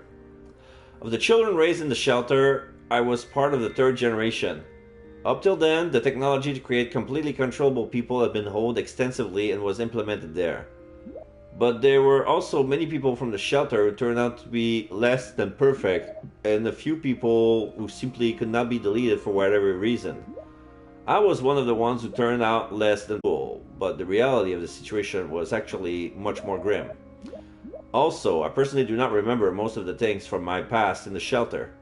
a problem with remembering their time in the shelter. It's not that our memories have been erased, but that it hurts to remember, so we can't. It was traumatic. It was GLG who taught me all of this. I first met GLG in a somewhat unseemly shop in the outskirt of the 24th Ward. The place was known as a cell club, and every day I would stand behind the counter in front of various types of boys. I was basically one of the shop's product, meant for more perverted customers. Then one day GLG showed up, and the very moment he saw me, he spoke to me. "You're a real girl, right? I'll buy you, so why don't you come along with me?" I have all sorts of terrible experience with having terrible things done to me keeps me there. But at the time, I was completely numb to reality. There were times when I would wake up in some strange bed in the morning, unable to move, and I find my lower body covered in blood and all sorts of filth. But I simply felt trouble that I couldn't move, and I have no memory of being shocked or traumatized by it. But there were some times when I get really nauseous in the shop's bathroom and would go into panic.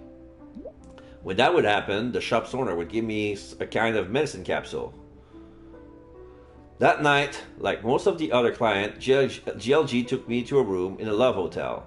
But it wasn't the usual cheap dingy room. It was a clearly high-class VIP room. It had a king-size double bed and a plasma TV, and it has a huge clean bathroom, and the bathroom had 2 baths that seemed to be for separate things. Also, outside the huge floor-to-ceiling window with lace curtain, there was a large wooden deck on the balcony, and installed in that deck was a big outdoor bath. GLG removed my clothes and put me in the outdoor bath. He was still fully clothed, and he crouched down in the round, wide bath and looked at me. At the time, my body was emaciated. My skin had an unhealthy bluish hue, and my bones were visible through my skin. Even though he was staring at my body like that, I didn't think anything of it. GLG had my head kindly in his hands, and he spoke to me. "When I say I would buy you, I didn't mean just for tonight. I paid for you to be released from that place." That night, GLG and I slept together in the king-size bed with clean, comfortable sheets. GLG didn't do anything rough with me at all. In fact, there was nothing of a sexual nature happening whatsoever. Furthermore, he treated me like an independent woman. GLG used one hand to pull a book out of his bag and open it up. He stuck up his other arm for me to use as a pillow to rest on my head on. GLG read aloud to me from a book written by another author, James. Let me start over. GLG read aloud to me from a book written by an author named James Tiptree Jr. The book was called The Girl Was Plugged In. I was entranced by his voice. Wait. Is that a real book? I want to check. James Tiptree Jr. That's a woman. Science fiction and fantasy author better known as James Tiptree. Her real name was Alice Bradley Sheldon. So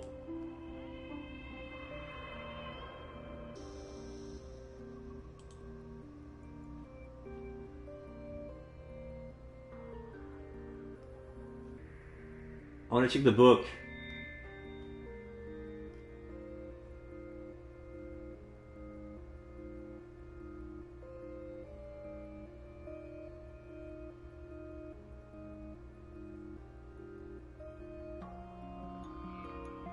"10,000 Light Years from Home."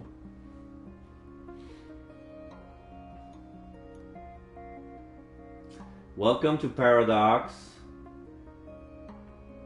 "Masters of Horror." Wait, what?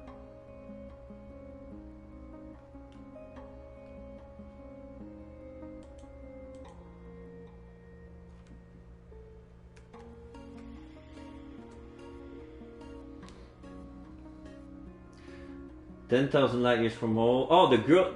Okay, it's a novella. 1974. The Girl Was Plugged In.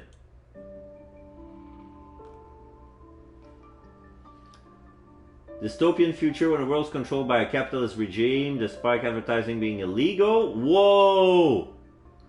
Corporations are still able to persuade and control consumers by the celebrity they create for product placement. Ah.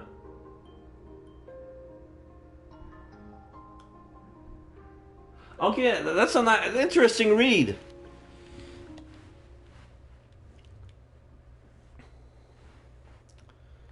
Alright, back at the bar. Incorrect lock number. So that wasn't his birthday. Or his birthday is wrong. What?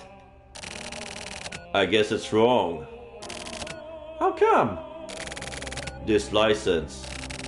Maybe it's a fake. You mean a forgery? Hey, you're not... maybe. You seem like a dangerous guy. Sorry. Do you have anything besides your license? Just a credit card. But it doesn't have my birthday written on it. What about your credit card PIN code? PIN code? I think it's my birthday, but I don't remember ever having used it for, so I don't know.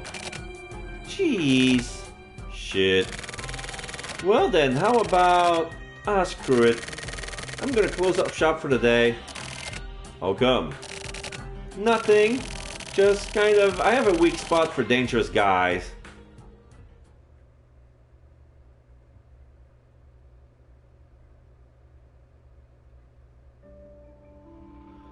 Blood of Caracas. The Girl Who Was Plugged In was a short story about an ugly, gross girl who tries to kill herself and is plugged into their beautiful, man-made Delphi and is loved by everyone and acts as a sort of advertisement. Yeah, GLG told me that we'd try something similar to this story. His proposal, as far as I was concerned, was an order. After all, GLG has bought my freedom for me, so no matter what he told me to do, it was my duty to follow his orders.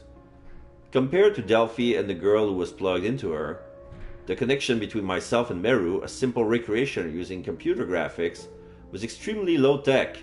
The job with which I was entrusted was to act as a sort of operator, making Meru speak and move and show various expressions of emotion, etc. The digital Meru was made to look like Milu. Milu's expression and movement were captured and recreated in order to make Meru. Sometimes responses to client comments were displayed in a list in a window, and this was basically a chat program used to support conversation. And this was made based on the conversational patterns of Quarter's #1 performer, Milu, to make sure that it would be a hit. Controlling this system of girls who were plugged in was not really as difficult as it may seem. In fact, as a shelter child, it was a perfect job for me. Finally, I made my debut at Quarter as a copy of Milu. It really was some sort of my fate. Useless girls brought up in the shelter before becoming grown women were caught up and sold to rental shop for rich men to pick up, and before you know it, you're just a virtual woman hooked up to a computer. Until then, I didn't actually have any emotion. I never cried nor laughed before. But as I chatted with countless men, I gradually started to get all of my emotions back. Actual physical sex and sex chat seem similar, but are vastly different. The men typed out these mysterious phrases. The melons are delicious, huh? Oh, the melons of twitching. Ah, wow, they're so cute and delicious. Stuff like that flows across the monitor. I have no idea what melon was supposed to mean, so the chat program installed on my computer took too long to choose a response and decide that these words made no sense. So I went ahead and random said, "Oh really, you like melon, huh?" And the guy on the other side got even more excited for some reason, so I guess it worked.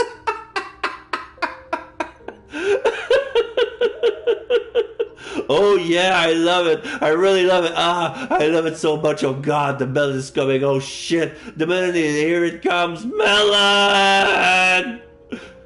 At that moment, I laughed just a little bit. And the computer graphic Meru also smiled at that same exact moment. After reaching me about what kind of place the shelter was, And what sort of things happened to me there? GLG watched over my rehabilitation. At the time, I was nothing but repeating the same basic live chat performance a quarter over and over, but after a week, my skill had dramatically improved. I became able to completely and perfectly use the girl who was plugged in system. Being a girl who was plugged in was really fun. When a person keeps doing something they find fun, they get better and better at it. I think that GLG had a real good eye for talent. I was a genius at being plugged in. I gradually became to keep up with the imagination of all sorts of men in live chat. Miru can also speak out loud. As long as it was via the monitor, she could speak with clients using the mic and speakers. As for the subject used in chat, they covered everything from spiritual sounding, voodoo-like nonsense to information on the latest cutting-edge gene splicing technology. I became able to talk about anything. I actually have no idea whether or not that was the correct way of rehabilitating me. Basically, I escaped from my own physical being, fused with the virtual Meru, and followed the process to becoming a new independent kind of identity.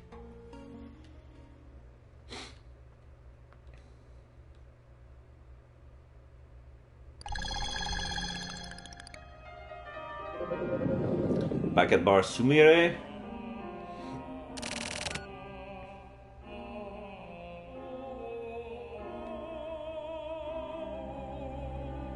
Here we go.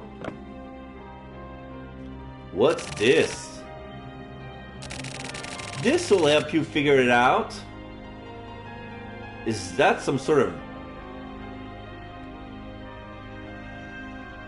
This is weird. This is like a cyberpunk telephone. So what is it? It's an online skimmer. It skims the magnetic info stripped on a credit card, accesses the appropriate server, and automatically hacks in and finds a PIN code. Hey now, that's really something you got here. Some of the neighborhood thugs left in there. How do you use it? It's simple, let me see your card. Here you go. Okay, here it goes. Transmission. What's that? I just like saying that. Okay, I'm using the skimmer.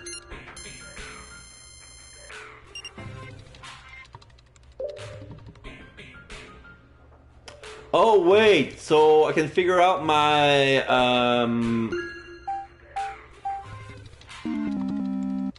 wait. Blow 0. Oh, so there's 1 0.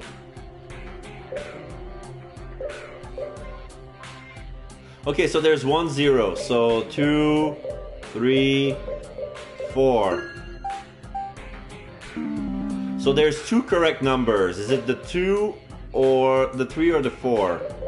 So I'm gonna say 2, 5, 6. No, this is worse. So it wasn't the 0 the correct number, it was 1.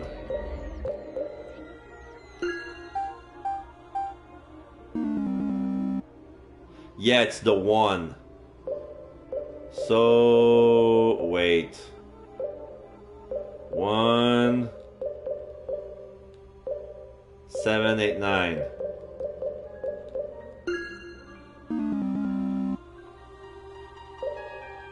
Oh no, wait, it's the other way around. Oh fuck, so wait. So 0, wait. Is 0 correct? 0 and 2 is correct. Okay, 0, 2. So what other number? 0, 2, 4, 5.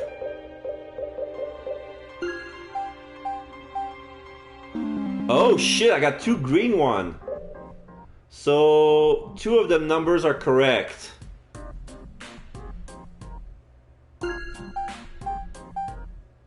Okay, so there is 2 correct in the same in the correct position. 1 that is correct but in the wrong slot, and the other that is wrong. Okay. So the 2 should be over here. Let's try this. Oh no, 3 didn't work. Wait, so 6? Oh my god! I got it! Oh, that was lucky!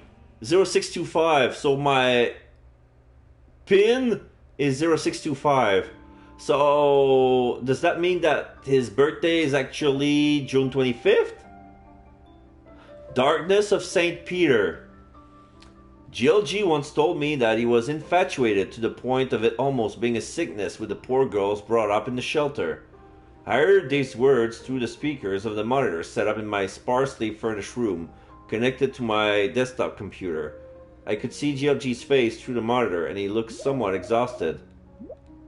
So I went and looked into them, and as I came into contact with them, I found out that when provided with the opportunity to use it, the girls have immense talent that could be made to blossom. Sometimes, in order to do that, things would get dangerous, but that made it all the better for me. Does that mean you were drawn to them sexually? I questioned GLG. The me in the monitor wasn't the real me, but Meru. I think so. I think that might be my own sexual perversion. Even if they're from the shelter, I don't feel the same way about men. The girl was plugged in system trying to make Meru smile, but at the same time, I went against the system and expressed my own feeling. I sometimes felt like doing that. Does that mean that you love me? With that, GLG somewhat mysteriously narrowed his eyes and stared at Meru on the monitor, but his mouth formed an ever so slight smile. Yeah? Yes, that's right, Meru. I love you. I thought that if that was the case, then anything was okay. I had my physical body taken, but was given a heart in return. It was way better than before. For the first time in my life, I was aware that I was actually happy at the time. Also, I thought GLG was the only person who would treat me like a proper woman. Truly, the only one.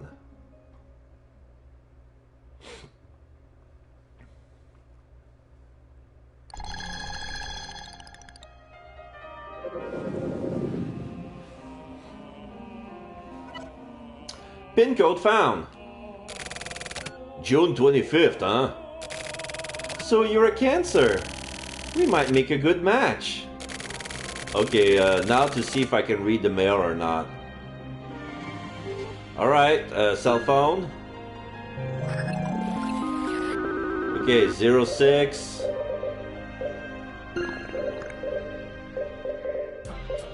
Six, 2, 5.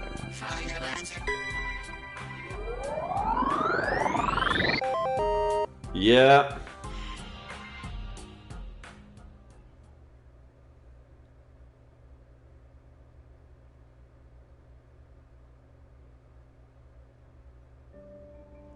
Soil of Dhaka. There was one man among my laugh chat client who knew about all sorts of things and would share info with me. His name was Shoot. He knew that Miru and I were copies of Milu, but he seems to know a lot about the strings of death in the lower tower high-rise. It happened one day after spending several weeks drinking tea and chatting with Milu until dawn. During one of our live chat, I asked Shoot a question that had been on my mind for a while. All the people who died were killed because of really stupid reasons, right? Huh? Well, yeah, pretty much. He answered me matter-of-factly. I, Meru, rested my chin on my hands, and I looked into the webcam and cutely tilted my head. So they were killed because of stupid things, like for example, throwing out trash on the wrong day, right? What about it? So at first it was thought to be organized crime perpetrated by the apartment landlords, wasn't it? That's good, Shook replied with a smile. You're not exactly right, but you're not far off either. Your guess there sounds kind of ridiculous, but you're on the right track, it's funny. But it wasn't actually done by the people called the Regional Adjustment Bureau. Hey now, come on, that's dangerous. I never said that name, okay? I laughed. You're afraid of being adjusted yourself, right? Of course I am! He seems a bit offended. That's fine, but what I don't understand is a more fundamental point. That is, What is the point of killing all of these people for such small and ridiculous reasons? Also, most of us residents don't even really think much of it, you know? Do you really want to hear my opinion? Yeah, I do. Okay then.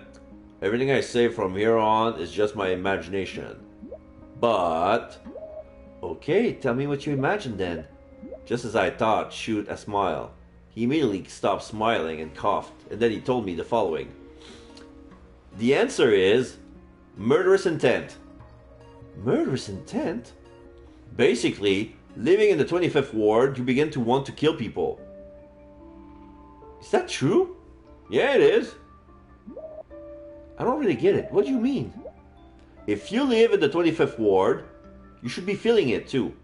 I mean, if you're just a program, then I guess maybe you wouldn't feel it though.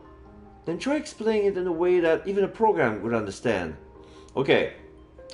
I mean, it's basically just what it sounds like. For example, if the person next door throws out trash on the wrong day, then we get pissed off about that. Like, really amazingly pissed off. Why? Because they don't follow the rules. Shoot suddenly became really angry. There was a suspicious gleam in his eye. If it happened just once or twice, then I would understand. In fact, I could forgive it. But people can't just toss out their trash whenever they want every time. That kind of idiot should just die anyway, I think. But that's just like your opinion though, right? It's just my opinion, but a really strong one, in fact. I feel like, why the hell does that guy keep on living anyway? Because we all follow the rules in life. Garbage will be thrown out on the days set aside for that. Everyone works really hard in order to keep these rules going. If there's a day when you just can't take out the trash, then sometimes you buck up and live with stinky garbage for 3 days or so. While trying not to puke, you know? Nobody can just ignore those rules and live however they feel like it. That's how our society works, isn't it? So you just don't just sort of think they should die, you feel murderous intent towards them? Yeah, that's right. In the 25th ward, getting annoyed or irritated or getting pissed off at someone always lead to that. But I mean, even so, I don't actually kill anyone though, you know? Then it is murderous intent, is it? It is! Because one day, when the neighbor who keeps fucking up the garbage ends up getting killed by someone, I'm like, oh, well, yeah, I guess someone protecting the 25th ward finally killed off that dickhead next door. I'm sure I'm grateful for that. Good job. Thanks. And I feel more at ease. Like, I feel much better when that happens. I feel like I wish I could have seen the dead neighbor's body and stuff too. More than the fear of me myself getting killed next. That catharsis is way, way bigger. It's a kind of catharsis? Yeah! To the point where you can feel the dopamine releasing in your brain. Then, there's the game called Sudden Death. It's popular among the users at quarters. Playing games like that to make it even more fun feels great. I keep saying the same thing, but this is just my own imagination. And to be honest, I love the Regional Adjustment Bureau. It's an absolutely necessary organization. They take care of the dirty work for us. Those guys are the real public servants. Hey. I suddenly remember something about Goddess. What is it? She's been throwing away combustible trash with non-combustible trash. Like, every time. Recently. Seriously? Seriously. She was keeping it a secret, but I know that she's been doing it this whole time. Shoot opens his eyes as if he was suddenly shocked. Meru's eyes moistened up. The real me was getting really excited, and as my body started shaking, I froze my gaze on the monitor. You just stole your sister, damnass! Why would you do that? Why would you do that? Meru! Displaying mail. Bingo! See? I'll check out this mail. Okay.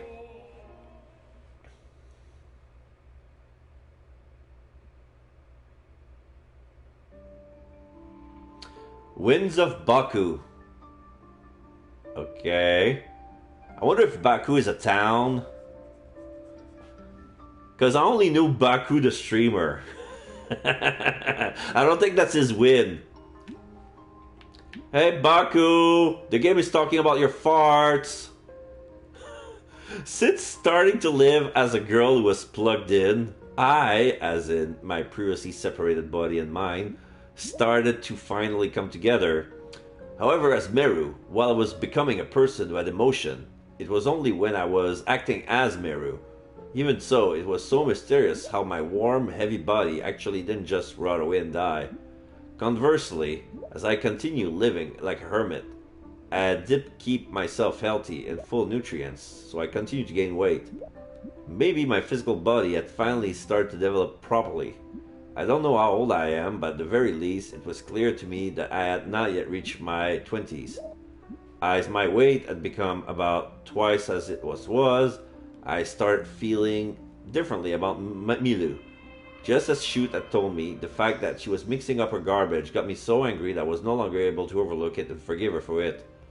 This is a sort of rule that everyone needs to follow, and it can be broken. And it's also annoyed me that she was Meru's originals as well. Furthermore, the fact that she was getting so much love from GLG was becoming unbearable. When speaking to me, GLG was very kind, but there was always this sense that his mind was somewhere else as he spoke, and I could feel it. It was all because of her. I thought it would be funny if Milu were to be adjusted. I thought about that with what would happen afterward. Miru should die too. She may be a program, and if so, she should be deleted. If that were to happen, only Meru would be left of the three. A total victory! But I felt that was something different from murderous intent. It was a cooler emotion. Maybe it's because I'm different from other people? It was something closer to curiosity, an interest in what would happen if Milu died. I wonder how she would die when it actually happened. According to what I heard, the RA Bureau used a strange weapon called a pin stick when carrying out their adjustment. Apparently, it had a long, hard, sharp pin that would stick a person from the back of their neck and reach all the way to their heart. And I imagine it in detail, like a long, thin penis protruding from Milu's crotch. What? I imagine it in such detail that I actually sort of wanted to try drawing a picture of it. But the bad intention that swelled up inside my heart never came to shape, and even then I would meet with Milu via the monitor several times a week, drinking tea and coffee and sometimes alcohol, and talking with her. The way Milu spoke was the same as it had been before, to the point where you couldn't even tell she was the sort of person who would mix up their garbage like that. Apparently, you've been making all sorts of predictions recently, Milu asked me this while staring into the webcam as if trying to see what sort of expression I had on my face. Even though she knows that Meru is simply computer graphics. Just a little bit, I answer. It was the truth. I just thought about the random wisdom I happen to get sometimes. I wouldn't call them actual predictions. Do they turn out to be true? I don't know. But the clients like to make up these stories and make all sorts of comments about them, I guess. So they're true then? I've never looked into it, so I don't know. With that, I gave Meru a somewhat troubled expression. I was happy to think that finally I was able to keep a secret from Milu.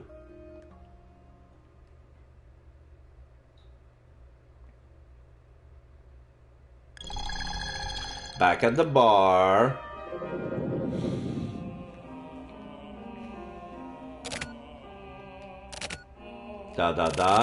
Shit.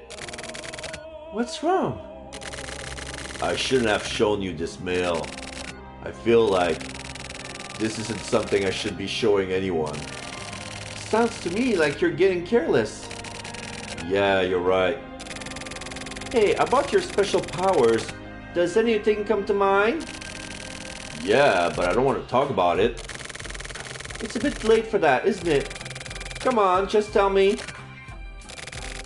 Well, it's probably that I can talk to dead people. Dead people? People who've just recently died. Also, maybe people who are about to die. Anyway, apparently I can communicate with people like that. I see. Yeah. You know, that's probably not dead people, but they're residuals though. Huh? Really? You want some more whiskey? Oh yeah. Okay, one more I guess. But the first drink was scotch. I'll have one too.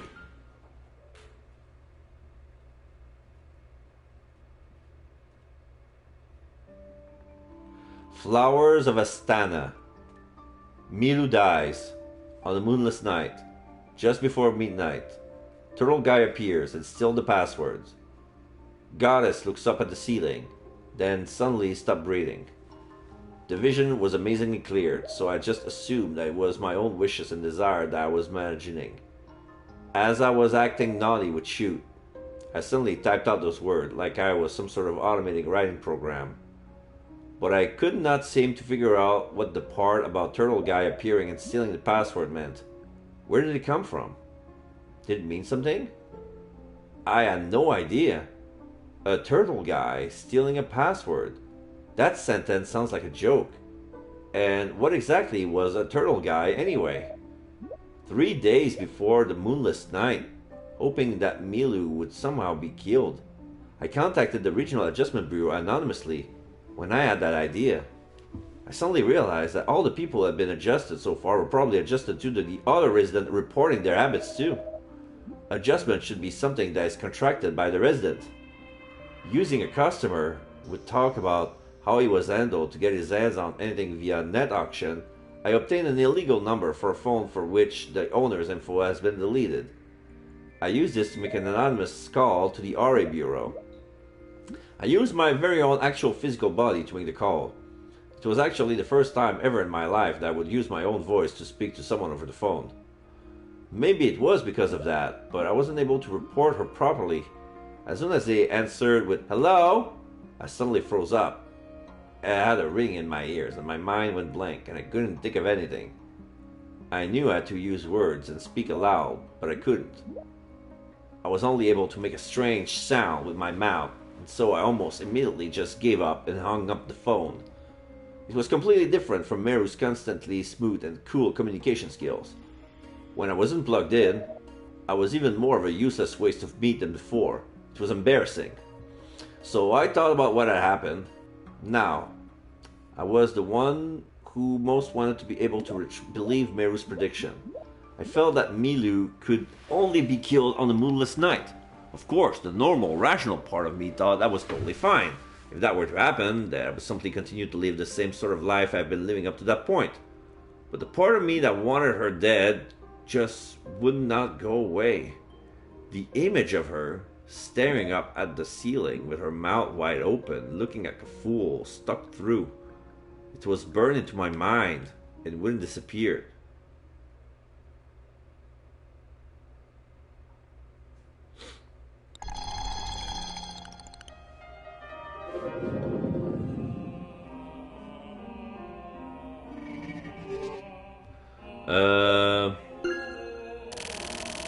Residual thoughts.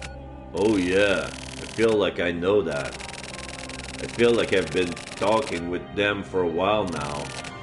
Actually, I think maybe even now.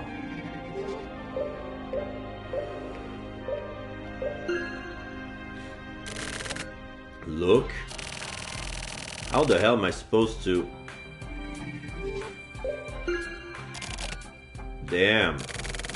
I can't figure this out.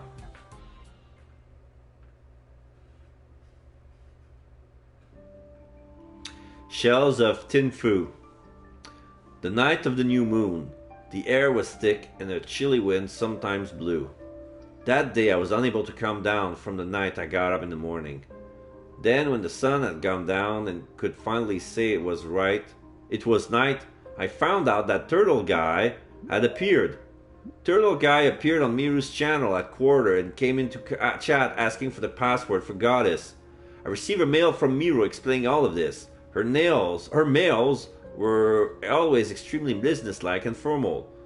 The mail entitled Suspicious User Report had this handle, ID, and IP address, and the entire chat log was also attached to the mail as a text file.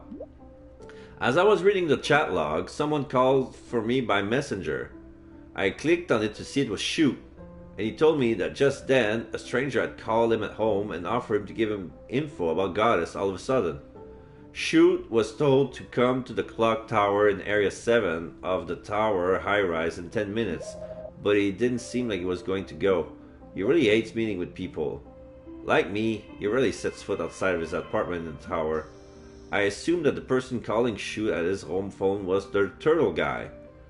I made a quick decision and asked Shoot to give me the number left in his incoming call history.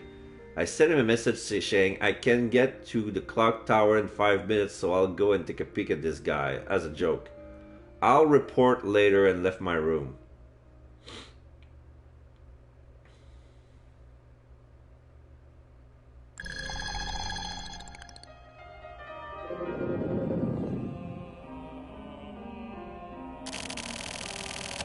What are you thinking about?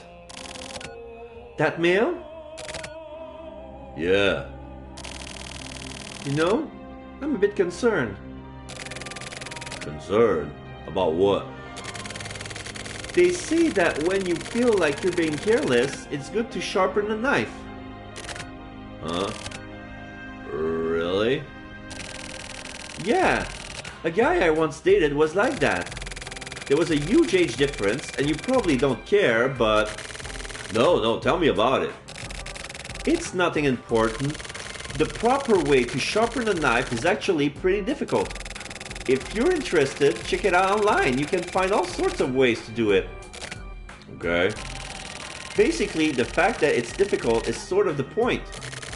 It's hard to sharpen it properly, like for an amateur to give it a proper edge. But in order to get it sharp, you need to get a sharpening stone and just go to town with it. Apparently, it helps chips away at whatever's bothering you too. I see.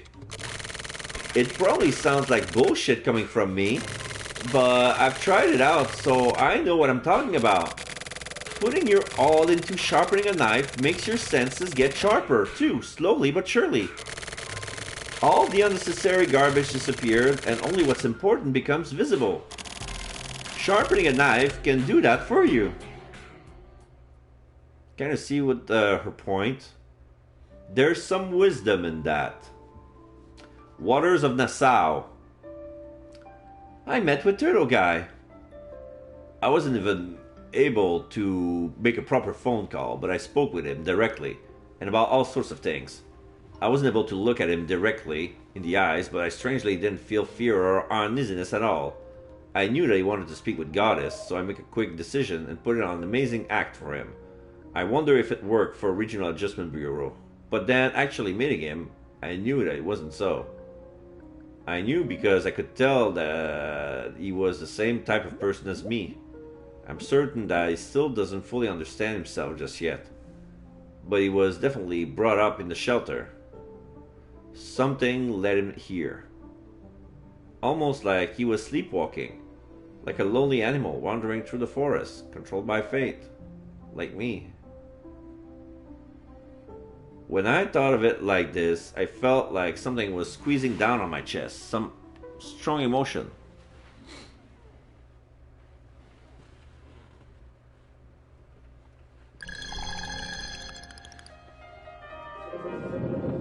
So is it going to be back and forth like that during the whole chapter? Look. That's right. Sharpening up my mind. That's what I need to do right now. License? And the fake me.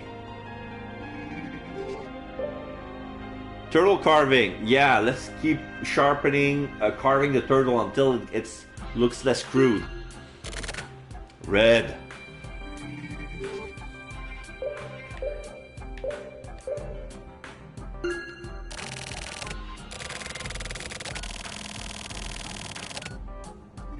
Cell phone then?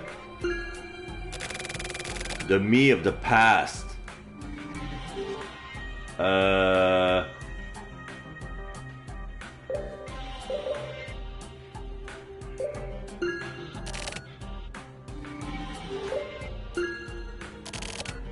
Fake?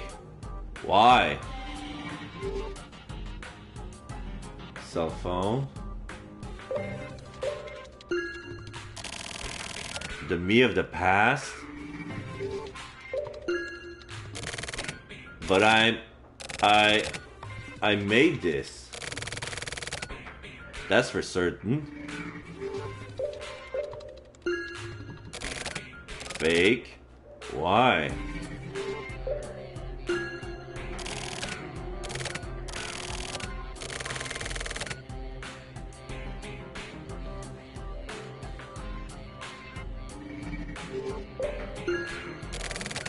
Oh yeah, I got a knife and uh,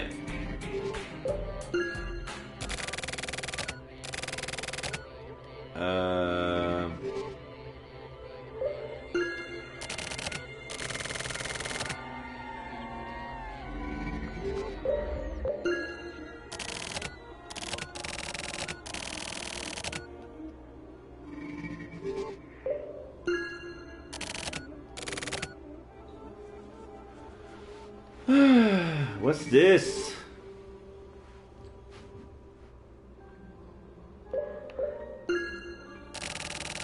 I shouldn't remember, but I also shouldn't forget. A warning?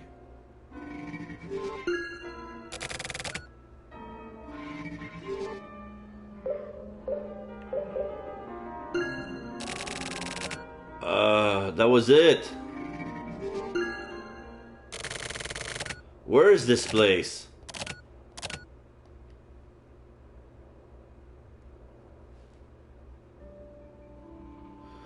Tears of San Salvador. As I finished my meeting with Turtle Guy and went back to my room, I began some preparation. I sent a message to Shoot. I made him promise not to chat with Goddess at 11 p.m. Just as I had warned him before, Turtle Guy appeared and stole the password, which meant that the thing we spoke about previously was going to happen. Next, from my closet, I got out the pin stick gun I procured for me by the same man who got the illegal cell phone. It was a real deal, with some kind of origami attached. She was the origami killer! I was confident that I could play this through, climb up behind the ceiling, and stab Milu through the top of the head. The fact that I had imagined it in such thorough detail must have been because it was me was meant to kill her like this, but did I really possess the murderous intent necessary? I feel like maybe I did. Alright, she's confessing, wow. At the same time, what I felt was a sense of calling. That murderous intent I had held on to for so long, until recently, was nothing more than an opportunity. Gun and phone in hand, I stood up.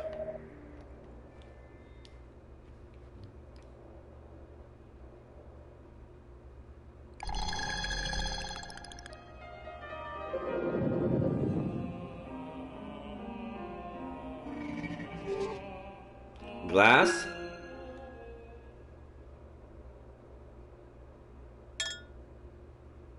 Whoa!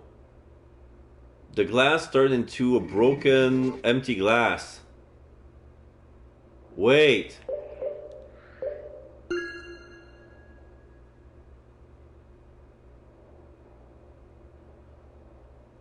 The bar has been deserted. That was an illusion. It's all decayed into ruin. Everything. Oh yeah, her too.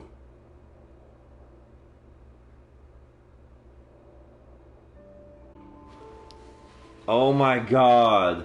He went into Bar Jackhammer thinking it was Souvire under the new administration. Turns out it was not. It was abandoned all those years. It was decayed.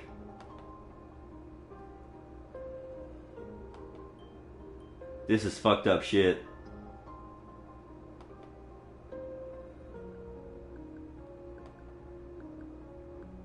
Huh. Okay. Moon of Fialta. I go back to my room. The feeling of firing the pin stick is still buzzing in my hand, but I sit down in front of my computer like nothing happened. Then, just like always, I reach out to the same keyboard as usual with the same finger. Talking to Turtle Guy was fun. I was able to talk to him several times that day. I called him again after Miru died too. Once Miru died, the entire flow changed. It was me who changed it. I got my hands dirty and changed it. I used the phone and the mail I sent from the cell phone to tell him about sudden death. I acted up a storm. It was so exciting. I wanted him to know that Miru could predict things. So soon, GLG would disappear from before me. When that happens, it's you who will become involved with me next. That's what I really wanted to say. To you, my very existence itself is like a gun with the same sort of pin stick equipped to it. Once again, I sat down in front of my computer and prepared. Turtle Guy entered my channel quarter. There was something very important that I had to tell him. I had to tell him that this is the beginning.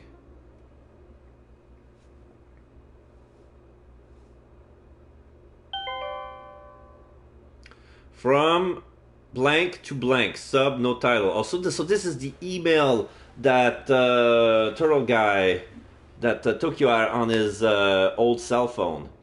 If you've opened and are reading this mail, then it's almost certain that the person reading this is me.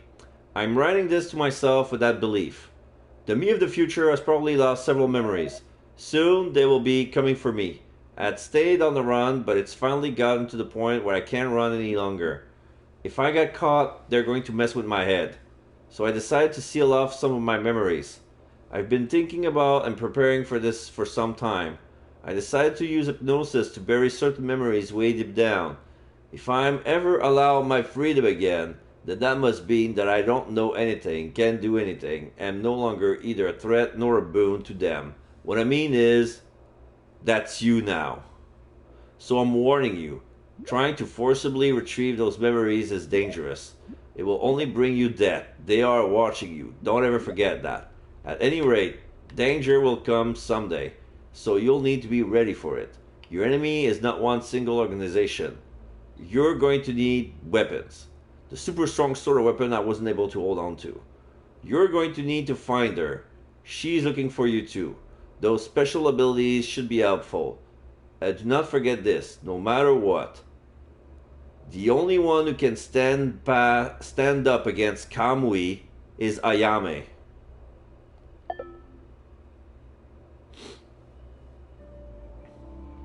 The flower that blooms.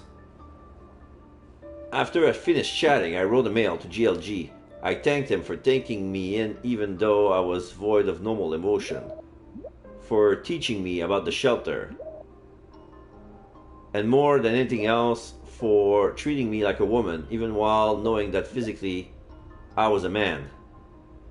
Until I was given the existence of Meru, the reason that my mind and body were always all messed up is because I have gender identity disorder. My body is a man, my mind is a woman. I don't know if I was born with it, or if it was due to my life in the shelter. The splitting of gender happens over several stages in between the sperm fertilizing the egg and the birth of the child. Physical gender is set 8 weeks into embryonic development, and mentally, it happens between 5 and 8 months. When this process works out properly, the child's gender match up with both body and mind. So with gender identity disorder, some sort of trouble occurs during that process, and the genders of the body and mind split up. This is one possible theory. In fact, there are actual recorded cases of this happening. Anyway, precisely because my mind and body were all messed up, the girl who was plugged in system fit me. Meru and I were a perfect match. Although I'm a fake woman with the appearance of a woman, the clients as my audience, my communication with others as a woman, and having felt that it's like being treated like a woman, I was able to find who I was supposed to be. When that happened, for some reason, my special abilities of a shelter child suddenly made themselves apparent. I sent the mail and took a deep, deep breath. I thought about the future, my calling, my fate, my destiny.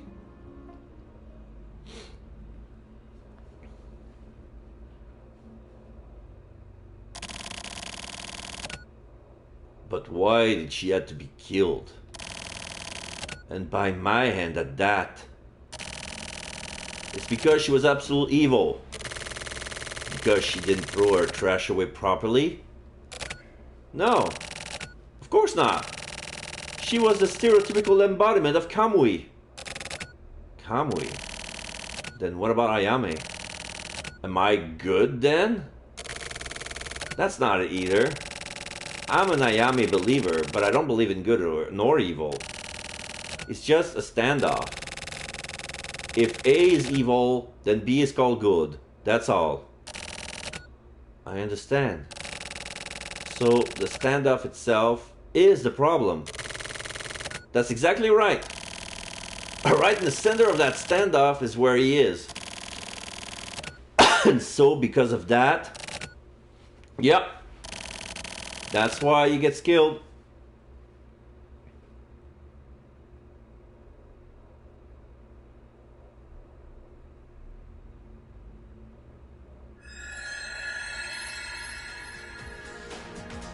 Yogore complete. Shizuku is coming soon. Alright. The 25th floor. The long day is over. So this was a strong story. That was nice. The twist that Miru was actually a man with gender identity disorder. This is sweet.